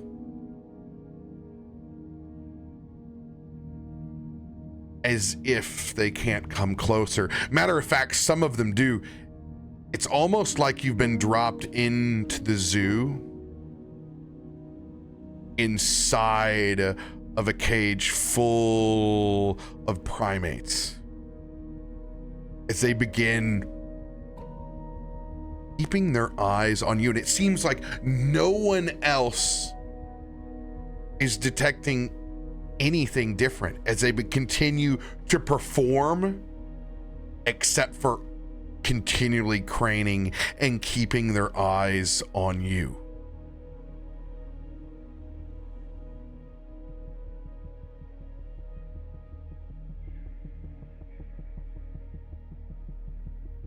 If you continue to stare and look back at them, it's as if you see flames in their eyes. The moment I detect or feel that anxiety kind of fade, feeling Egrik's touch that on, I'm assuming, my leg, right? And kind of in one motion, not only will I grab the back of Egrik and kind of start to lift her up, as I often do, to place her on my shoulder, as I also reach out and grab one of the Teds. I have no idea which is which. That's fine. And just kind of... It smells like dirt. It's very dirty here. And I pull him just back slightly, just a step to stop one of them from walking. All around us. Something's wrong.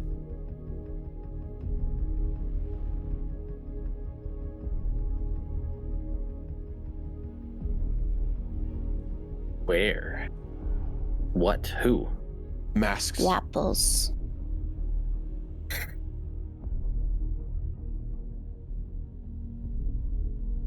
They're watching. And it's becoming like not quite agitation, but like watching an animal before it's ready to pounce. His muscles tighten. You start to see him the moments before a fight. And it's with his size and immensity, it almost seems like he's not quite in a rage. But it feels like he has grown an inch. His body swells a little. There's something's wrong, and he is on edge. He's not making eye contact with anybody else in the group. He's picked Egrik up, and he's just scanning everywhere around him. As this is happening, when you grab me to stop me, I'll like mom's seatbelt arm the other simulacrum to stop it from moving forward.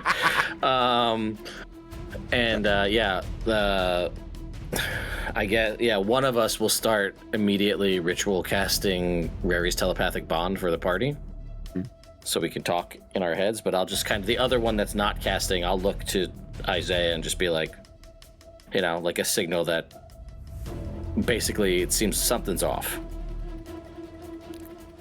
Getting that signal, because he doesn't know what Kalthorr has seen, he's just gonna slowly get into the shadow of a space, not to disappear, but just get into the shadow of an area just in case he needs to move quicker than he physically can right now. But just looking at Theo, kind of miming of what's going on type of thing. Are they moving closer towards us? I know you had mentioned they kind of... Is anybody advancing? No, they've just been staring at you while they continue to pass through and go across the Dolphin Bridge, headed towards the big top. Kalthorr, it happens while you're all linked. What does it look and feel like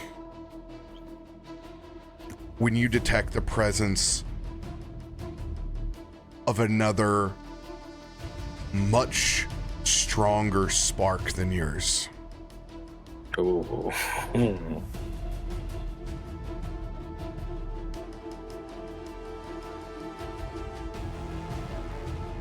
Is there an emotion behind it? Is it just the feeling of that being somebody stronger? Is it malevolent? Benevolent? I have always viewed these like the feeling of Highlander.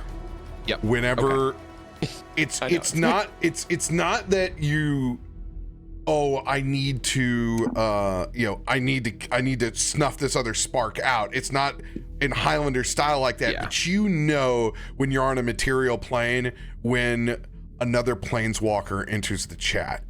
And I have always felt like not only do you know, but you know the degree.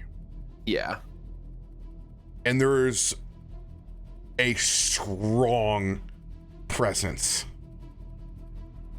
As the bond kind of clicks up, there's someone like me here, strong. I don't know who or what. I've not felt this before. It's Another giant? Where? not a giant. No. Can you feel a location, general? Direction? Or is it just almost like a thrumming? No, it's close and it just got here. Did we see something appear? You felt a faint pulse of it whenever these revelers came was through. it the voice? When there was a voice calling out to about coming to the big top.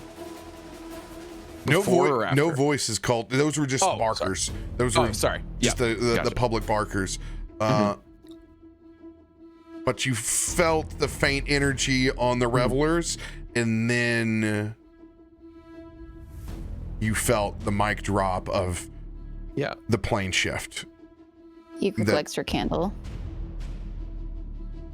Stay close. They're already close. I Everyone who can hear me, stay close.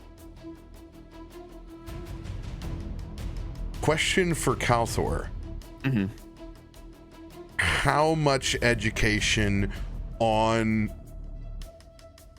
Ravnica have you received? basic guild knowledge. But as for I know a planeswalker from Ravnica. I know a few planeswalkers.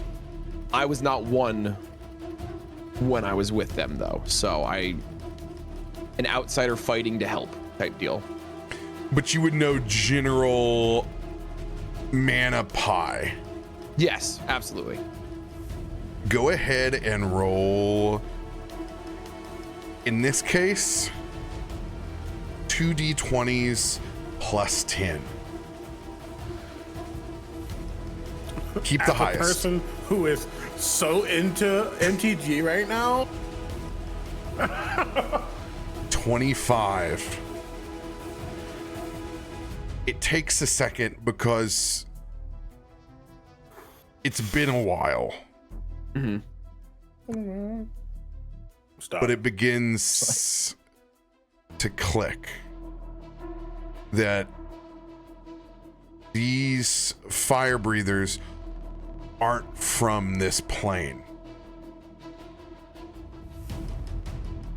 You realize that Yep. Rakdos revelers are here, and no one knows the wiser,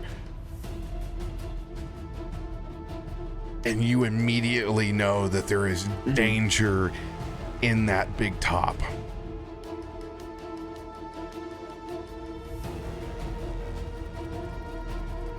Kind of as I'm sitting here and I feel this spark and I see these people around me, their masks, the way they're breathing this fire, the heat, the intensity, the unease. It no longer using the link because I feel like at this point he's a bit overwhelmed.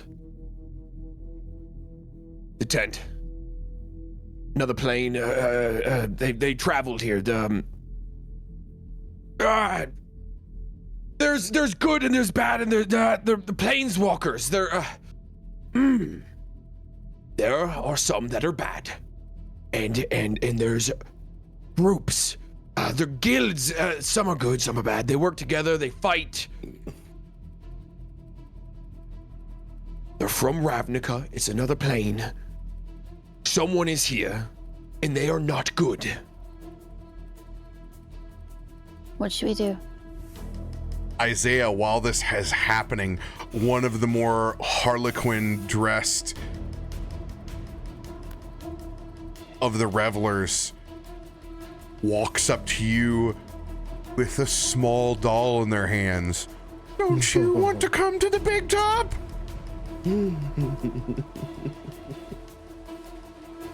I think he does. I need to roll a wisdom saving throw. You know, I am never one to just pop off like that. At advantage. But Handles it. freaking good. Because if I fail this, I'm shooting them. Of all the things, you put a doll in front of Isaiah? Oh my god. All right. I think that's fine. He just no. Just immediately starts to book it. If Kalthor's moving towards, don't do that to me. They cartwheel off further down the Dolphin Bridge. Ew. Also, that's really cool. Just shakes his head, looks at Kalthorr. We follow you. Oh, you're late on this one. To the big top. Be ready. And his hand's on his sword, and he is, running. You're All right. holding on tight. Wing comes out, Davik's following, providing aerial. One wing! That is not even just like, can you fly with that? Corkscrews, just like a duck hunt duck, but sideways, you know. Have you seen a hummingbird? Oh my god, that was funny.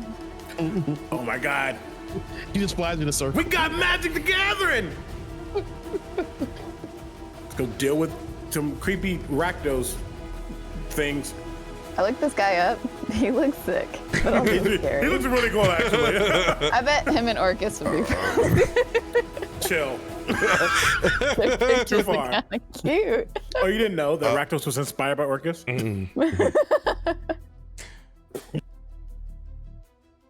Kalthorr. Yeah. I know the Rakdos Planeswalkers. Who is it? There is a convergence of the knowledge at this point.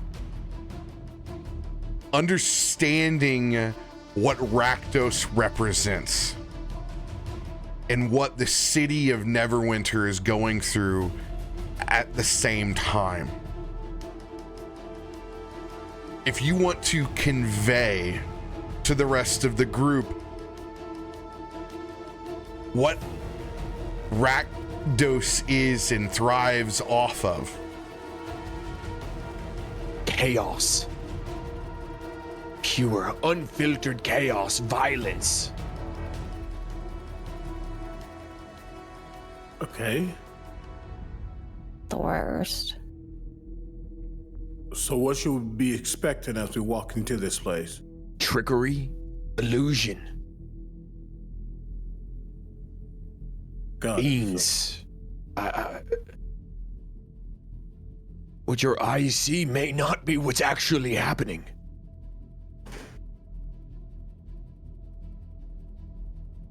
But it will be bad, and it will be chaos.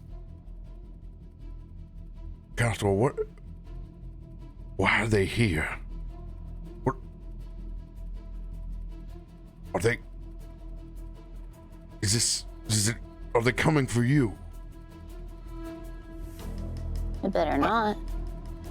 I have not been to Ravnica. I've nothing with the guild personally. If anything, I know. Other than me maybe being a planeswalker, I'm at a loss. This is bad. This is awful. I don't feel good here. Something is wrong.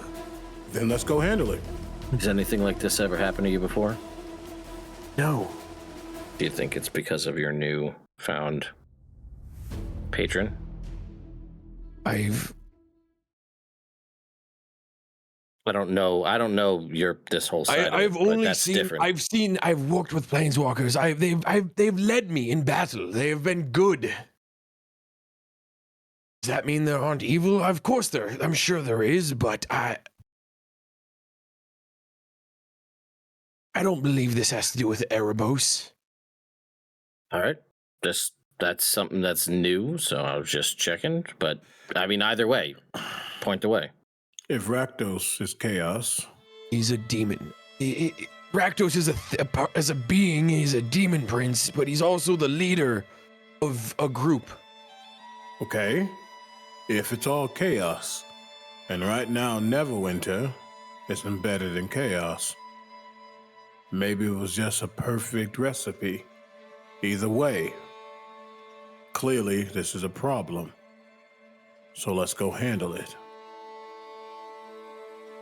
Egrik's gonna pat your shoulder. We got this, buddy. It's okay.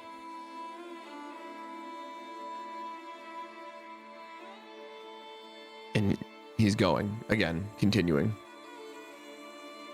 All right.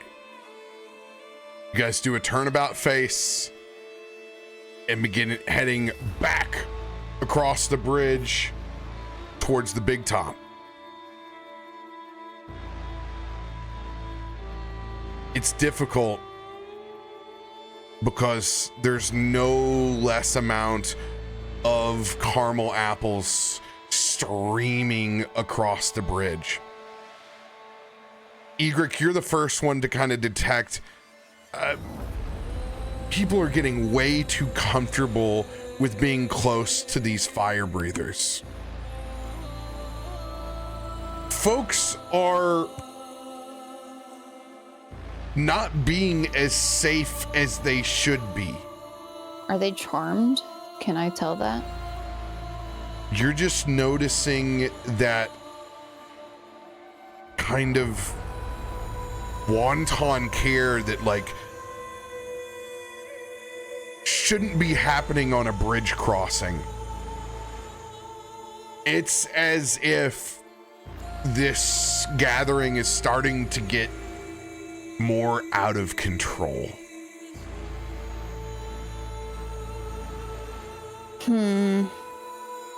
I love a good party.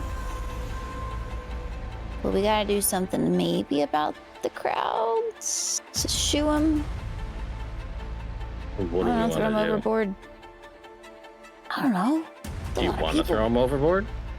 Didn't bother me either way. I don't know if they want to get fire burnt on their faces. The last thing we need is for everyone to get out of control as things were in the night when we left. Yeah.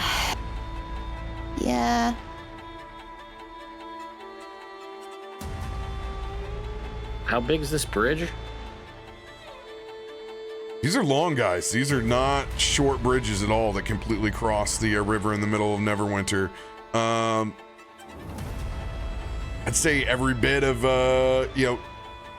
half football fields. Okay.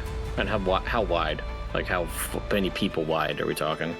I would say to probably get 12 wide on these guys. Okay. I mean, if we want to do something, we could do something. Do we? I'm sorry, just so I'm understanding.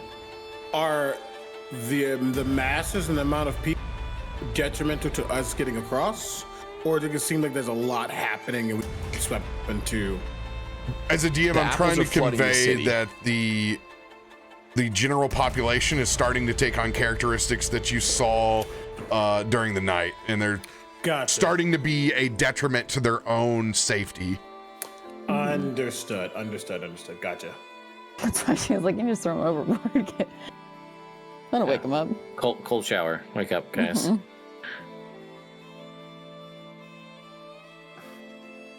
Is there anything you guys want to do while you guys are racing back across the bridge? I think at least Isaiah's focused on Kalthorr, making sure Kalthorr isn't alone. So the people, unfortunately, are second to him in his thoughts. When we get past, like, we're getting to the other side of where the bridge to, like, where we're heading, and we are still close to these people that are kind of getting a little rowdy, and these fire breathers and whatnot. I mean, I, like, how many people are in a tight pack here? Are we talking? I mean, this would be no different than a Like, if I had to give me, if you could give me a 40-foot cube, if I had to quantify it with a number. 40-foot cube, and you were wanting to what? Transmute mud, rock to mud, and just turn the bridge into mud and just have it fall out from underneath a 40-foot cube of them and drop them into the water. That's so cool. Are we worried about them drowning? No. Listen, they can't swim, don't live in a rift town, all right? Like, I can't help everybody here. All right. So I just want to get this clear. You are trying to yeet them off the bridge before they yeet themselves?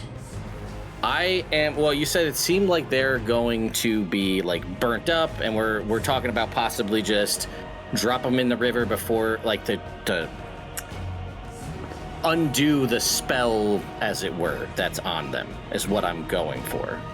Oh, you would know that no amount of cold shower changes this. It is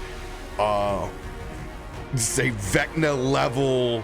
It's using their own inhibitions against them. So there is no magic. It is them doing whatever they want to do. Okay, so And it's dunking them all isn't gonna help. No, the cold shower will not help. It will not change the general behavior. It's more of you have a mind virus that's going around right now it's like the broken window aspect of a building where people begin being shittier to that building because it has one broken window. Now, instead of one group of assholes, everyone is being an asshole on this bridge as it just continues to spread. Theodore, can you make illusions? Can you make things appear? Not Yeah, to the you should be level my of- guy. Yeah, but not. I mean, to a small degree, but nothing massive. Like, you know. Get the attention of enough? Can we just make a fake apple, eat it, throw up, and fall down dead? Trick them. If I could be of assistance. Please. I'd rather start a panic than let this happen. Let's alter the states of mind, shall we? If you guys want to have access to mass suggestion. Perfect. From Remy, it is on the table. It will consume his highest level spell slot. What is that? We can place a memory inside of their head to suggest getting the F off the bridge. Keep moving. Don't do anything. Go home and go to sleep. Yeah, go basically. home. It's time to wrap things up. Yeah, it's like a 24. You can up to 24-hour long suggestion. Yeah. Just everyone just go home and rest for the rest of the night. And we can do this while we're still leaving the bridge. All right, I'm not even gonna drop it because my DC is 26. This is the population of commoners. This will require a double nat 1 for this to fail. I will go ahead and make that roll.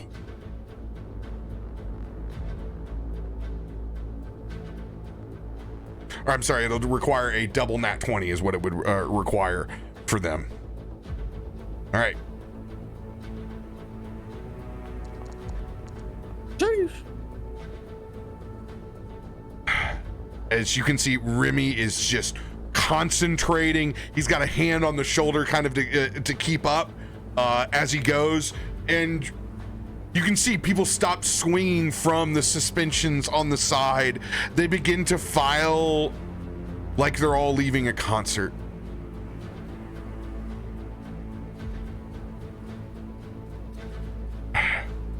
We can get this bridge cleared off. Let's focus on what is ahead. That's gonna be your department. And I'm wordlessly just silent, turn, and he's going. Egrik's hanging on. I think you all would have noticed that Isaiah did not agree to the suggestion. You would have thought that he was like, and then as it happened, he just shook his head and he's just following. Doesn't care. That BS other thoughts, but that'll come up later. Gotcha. Interesting. And I'm sprinting straight at this big top. If there's anybody even remotely trying to stop me, they are going to be met with a fist. Out. With suggestion, more of a backhand, I should people say. have kind of filed up and queued, and like there's now the actual walkway. If you guys had not, there would have been to begin the blockade, as no one's following any actual flow of traffic. Now you guys have one, as it is a clear right lane and left lane going on as you guys run towards the big top. Anyone doing while you're running?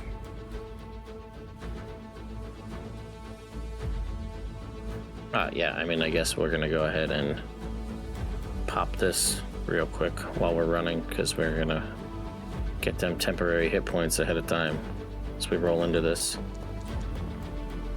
Nice. Take that 20 temporary hit points. Nice. I'm following Kalthorr about 30 feet up in the air. Okay, you've taken off into flight. Yep. I'm just bamfing as I can to keep up. But I'll obviously, the tendrils in my neck, so I use my blood boon to take some damage. We also need to make sure I can apply this to myself, but I can change it myself. Hey, I'll take that. Oh, come on. Brutal. Honestly, valid. I can never, I like that idea. I can never roll one to hurt myself. That's okay. There we go. I can't remember. Can I do my Twilight Sanctuary while I have my candle? Twilight Sanctuary, you mean your sphere? Twilight sphere? That's what I said. Yeah, you got it. Yes, you can absolutely have it out. All right.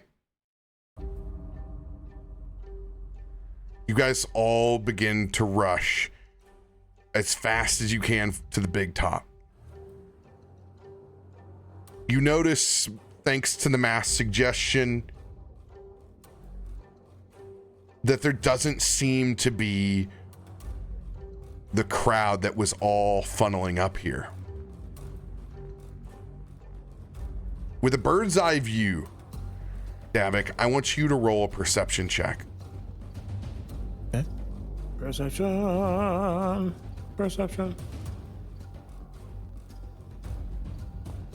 Oh, I have her candle, don't I? You were out of range, you were up in the air. Okay. I'll add a D6 to this. Okay.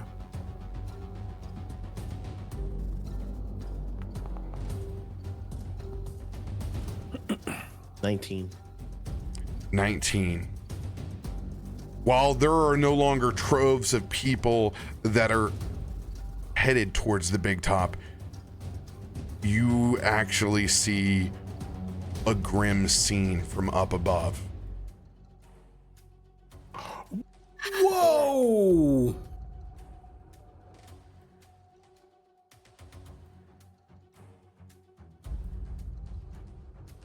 You guys are telepathically linked. You can relay this scene back to the rest of the party.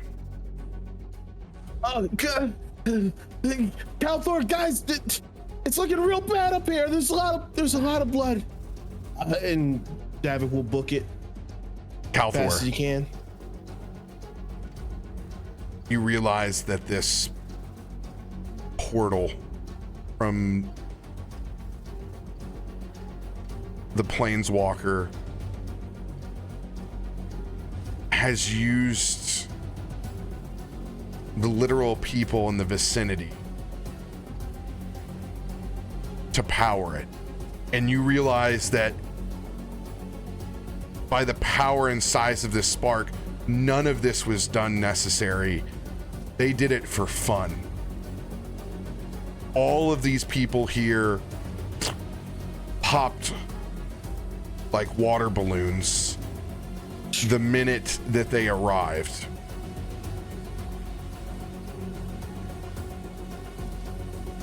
Is this from eating the apples or just from the planeswalker thing itself?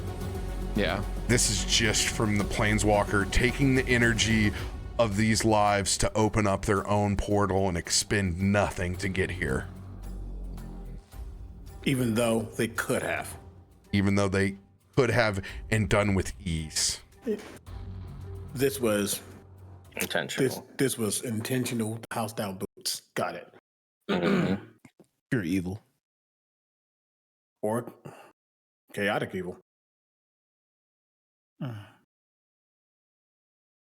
As you guys approach, the good news is with mass suggestion, there are no longer folks funneling anywhere near into the tent. But you can smell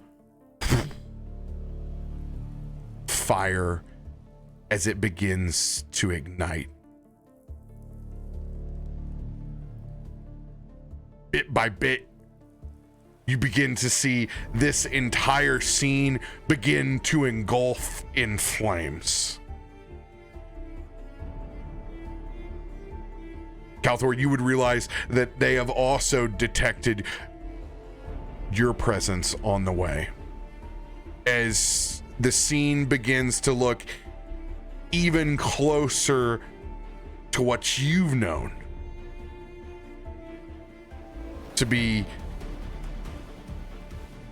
a layer or area of which they would thrive on. And that fire grows out of hand quicker than anything natural that you've seen before.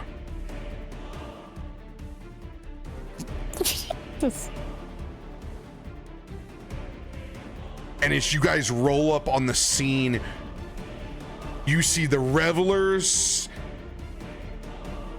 and also the Harlequins all coalescing and lighting this up with the twisted smiles on their face. As at the same time, all of the fire breathers coalesce into this one massive flame where you can see this aspect of fire raise up in the center.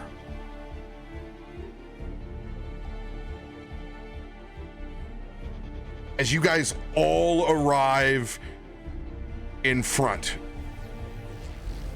this aspect of fire points and acknowledges towards you, Kalthorr.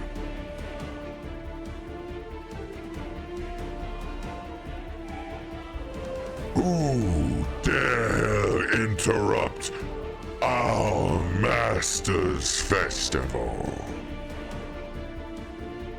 State your name, Planeswalker. At this point, sword out, just crackling with lightning.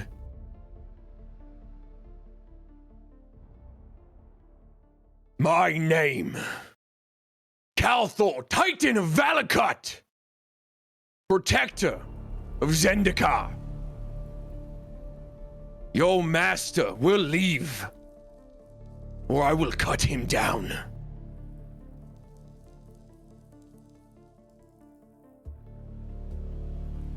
Go ahead and roll intimidation.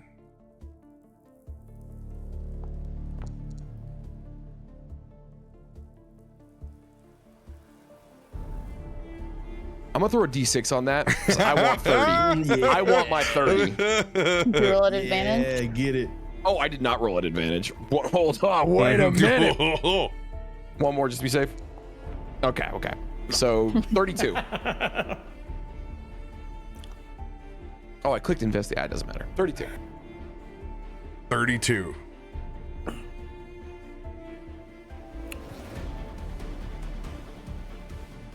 You invoke our master's ire.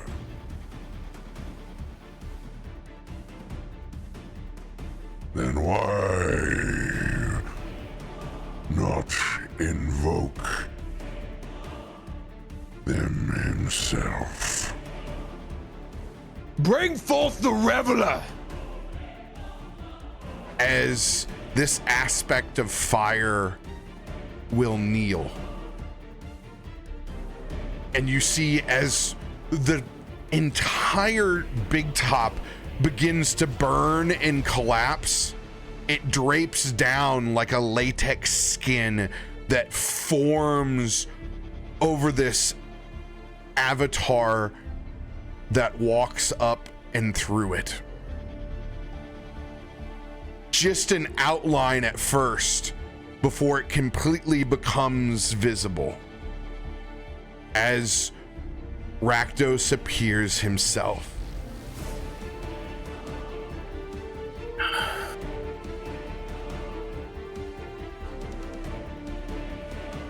How dare you interrupt my collection of souls?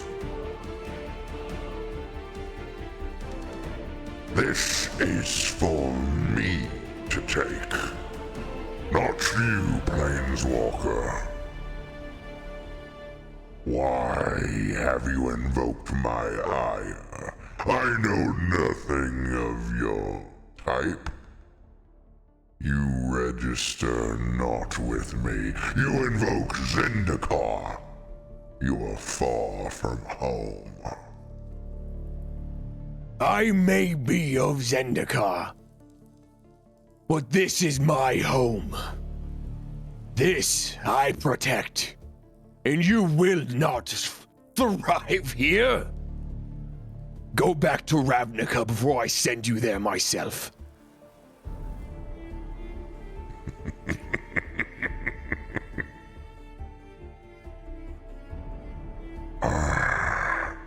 I was invited here. By who?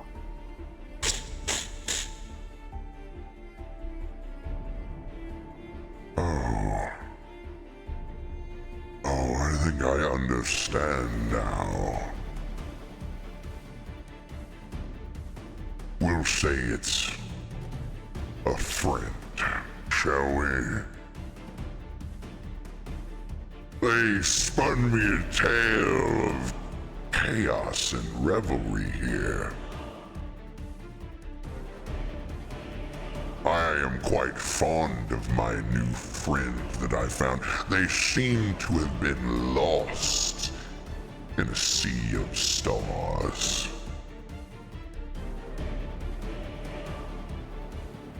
While our ambitions couldn't be more different. One cannot pass up on such an opportunity.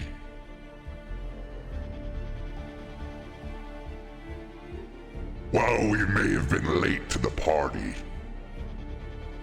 you, my dear Planeswalker, know we are the party. This city will be mine when I am done. It has only become just the beginning for all tales of revelry. You know what you're doing is futile. This city wants it. This city wants me.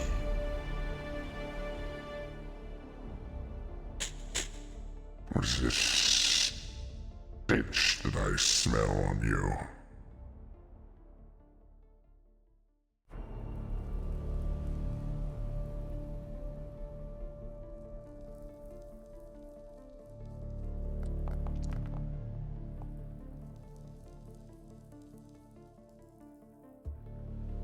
There's a smell I have not smelled in quite some time.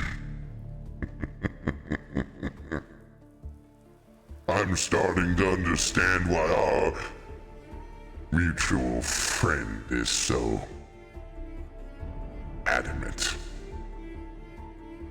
about my presence here. Just what do you plan to do with that useless pile of bones?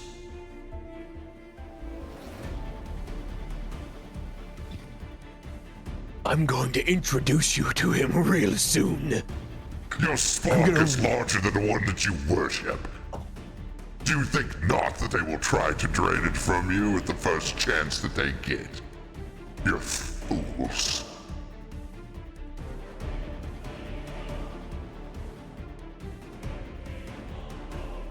You know not of what you speak. And when I know rip the more spark than out of you your think. chest, I will hand it to him. You aren't the only husk that stands here. As they point towards you, Isaiah.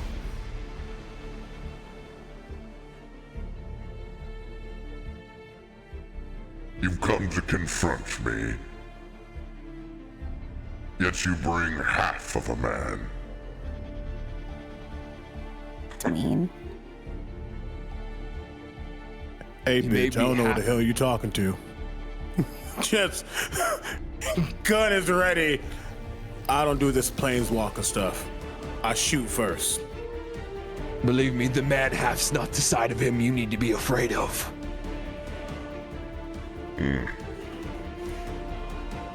What a motley crew.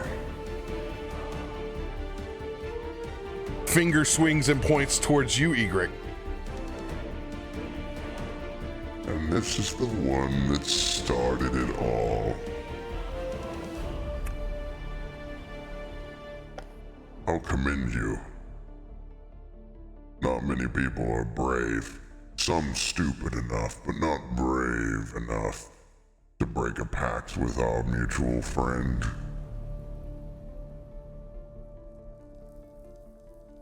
yeah, that's what we'll call it.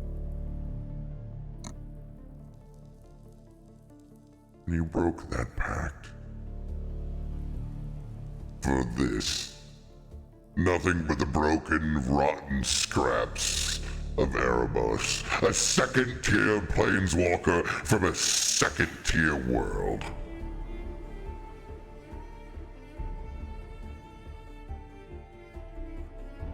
Egrik's gonna whisper down to Kalthorr. My goodness, it sounds like he thinks he's second tier because I chose him second. Jesus. What a baby. Speaking of seconds, look at the little wizard. Aptly wearing orange to show off the caution. I see. I would too if I was surrounded by the heroes that you are. You might catch some friendly fire if you didn't wear something so ostentatious. But I'll commend you if you're going to stand out from the crowd. Why not have two of you?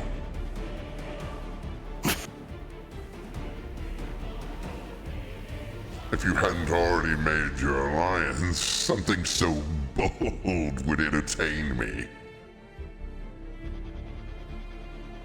And you reek of self-doubt. I could smell it from a mile away. You don't even know your own power, do you, boy? Show you my power.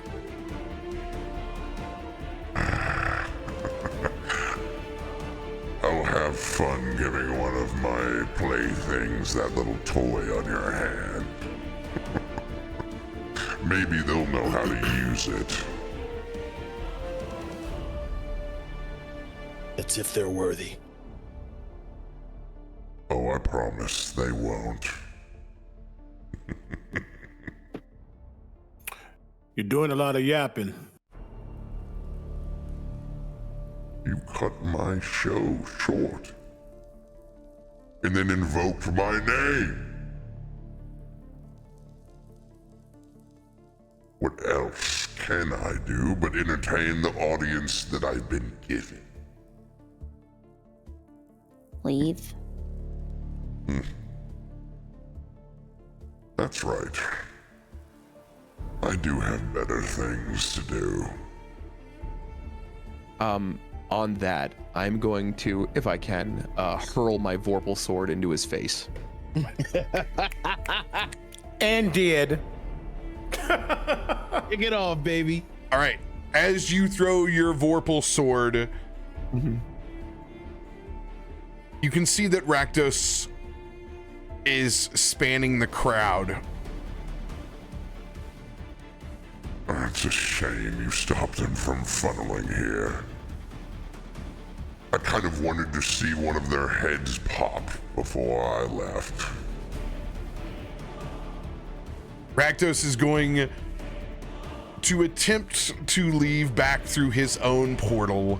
Go ahead and give me your attack, Kalthorr. Okay. For this, I am not using my Great Weapon Master. I just ended it. I don't know how to turn it back on, but that doesn't matter right now. It's okay. This will be the most reckless attack I've ever thrown. I know I have advantage. Oh yeah, yes. I'm still being reckless. There we go. I'm gonna use luck. Okay. I know you probably hit. I don't care. I dig it. And as you go to drop this luck and throw that sword one more time,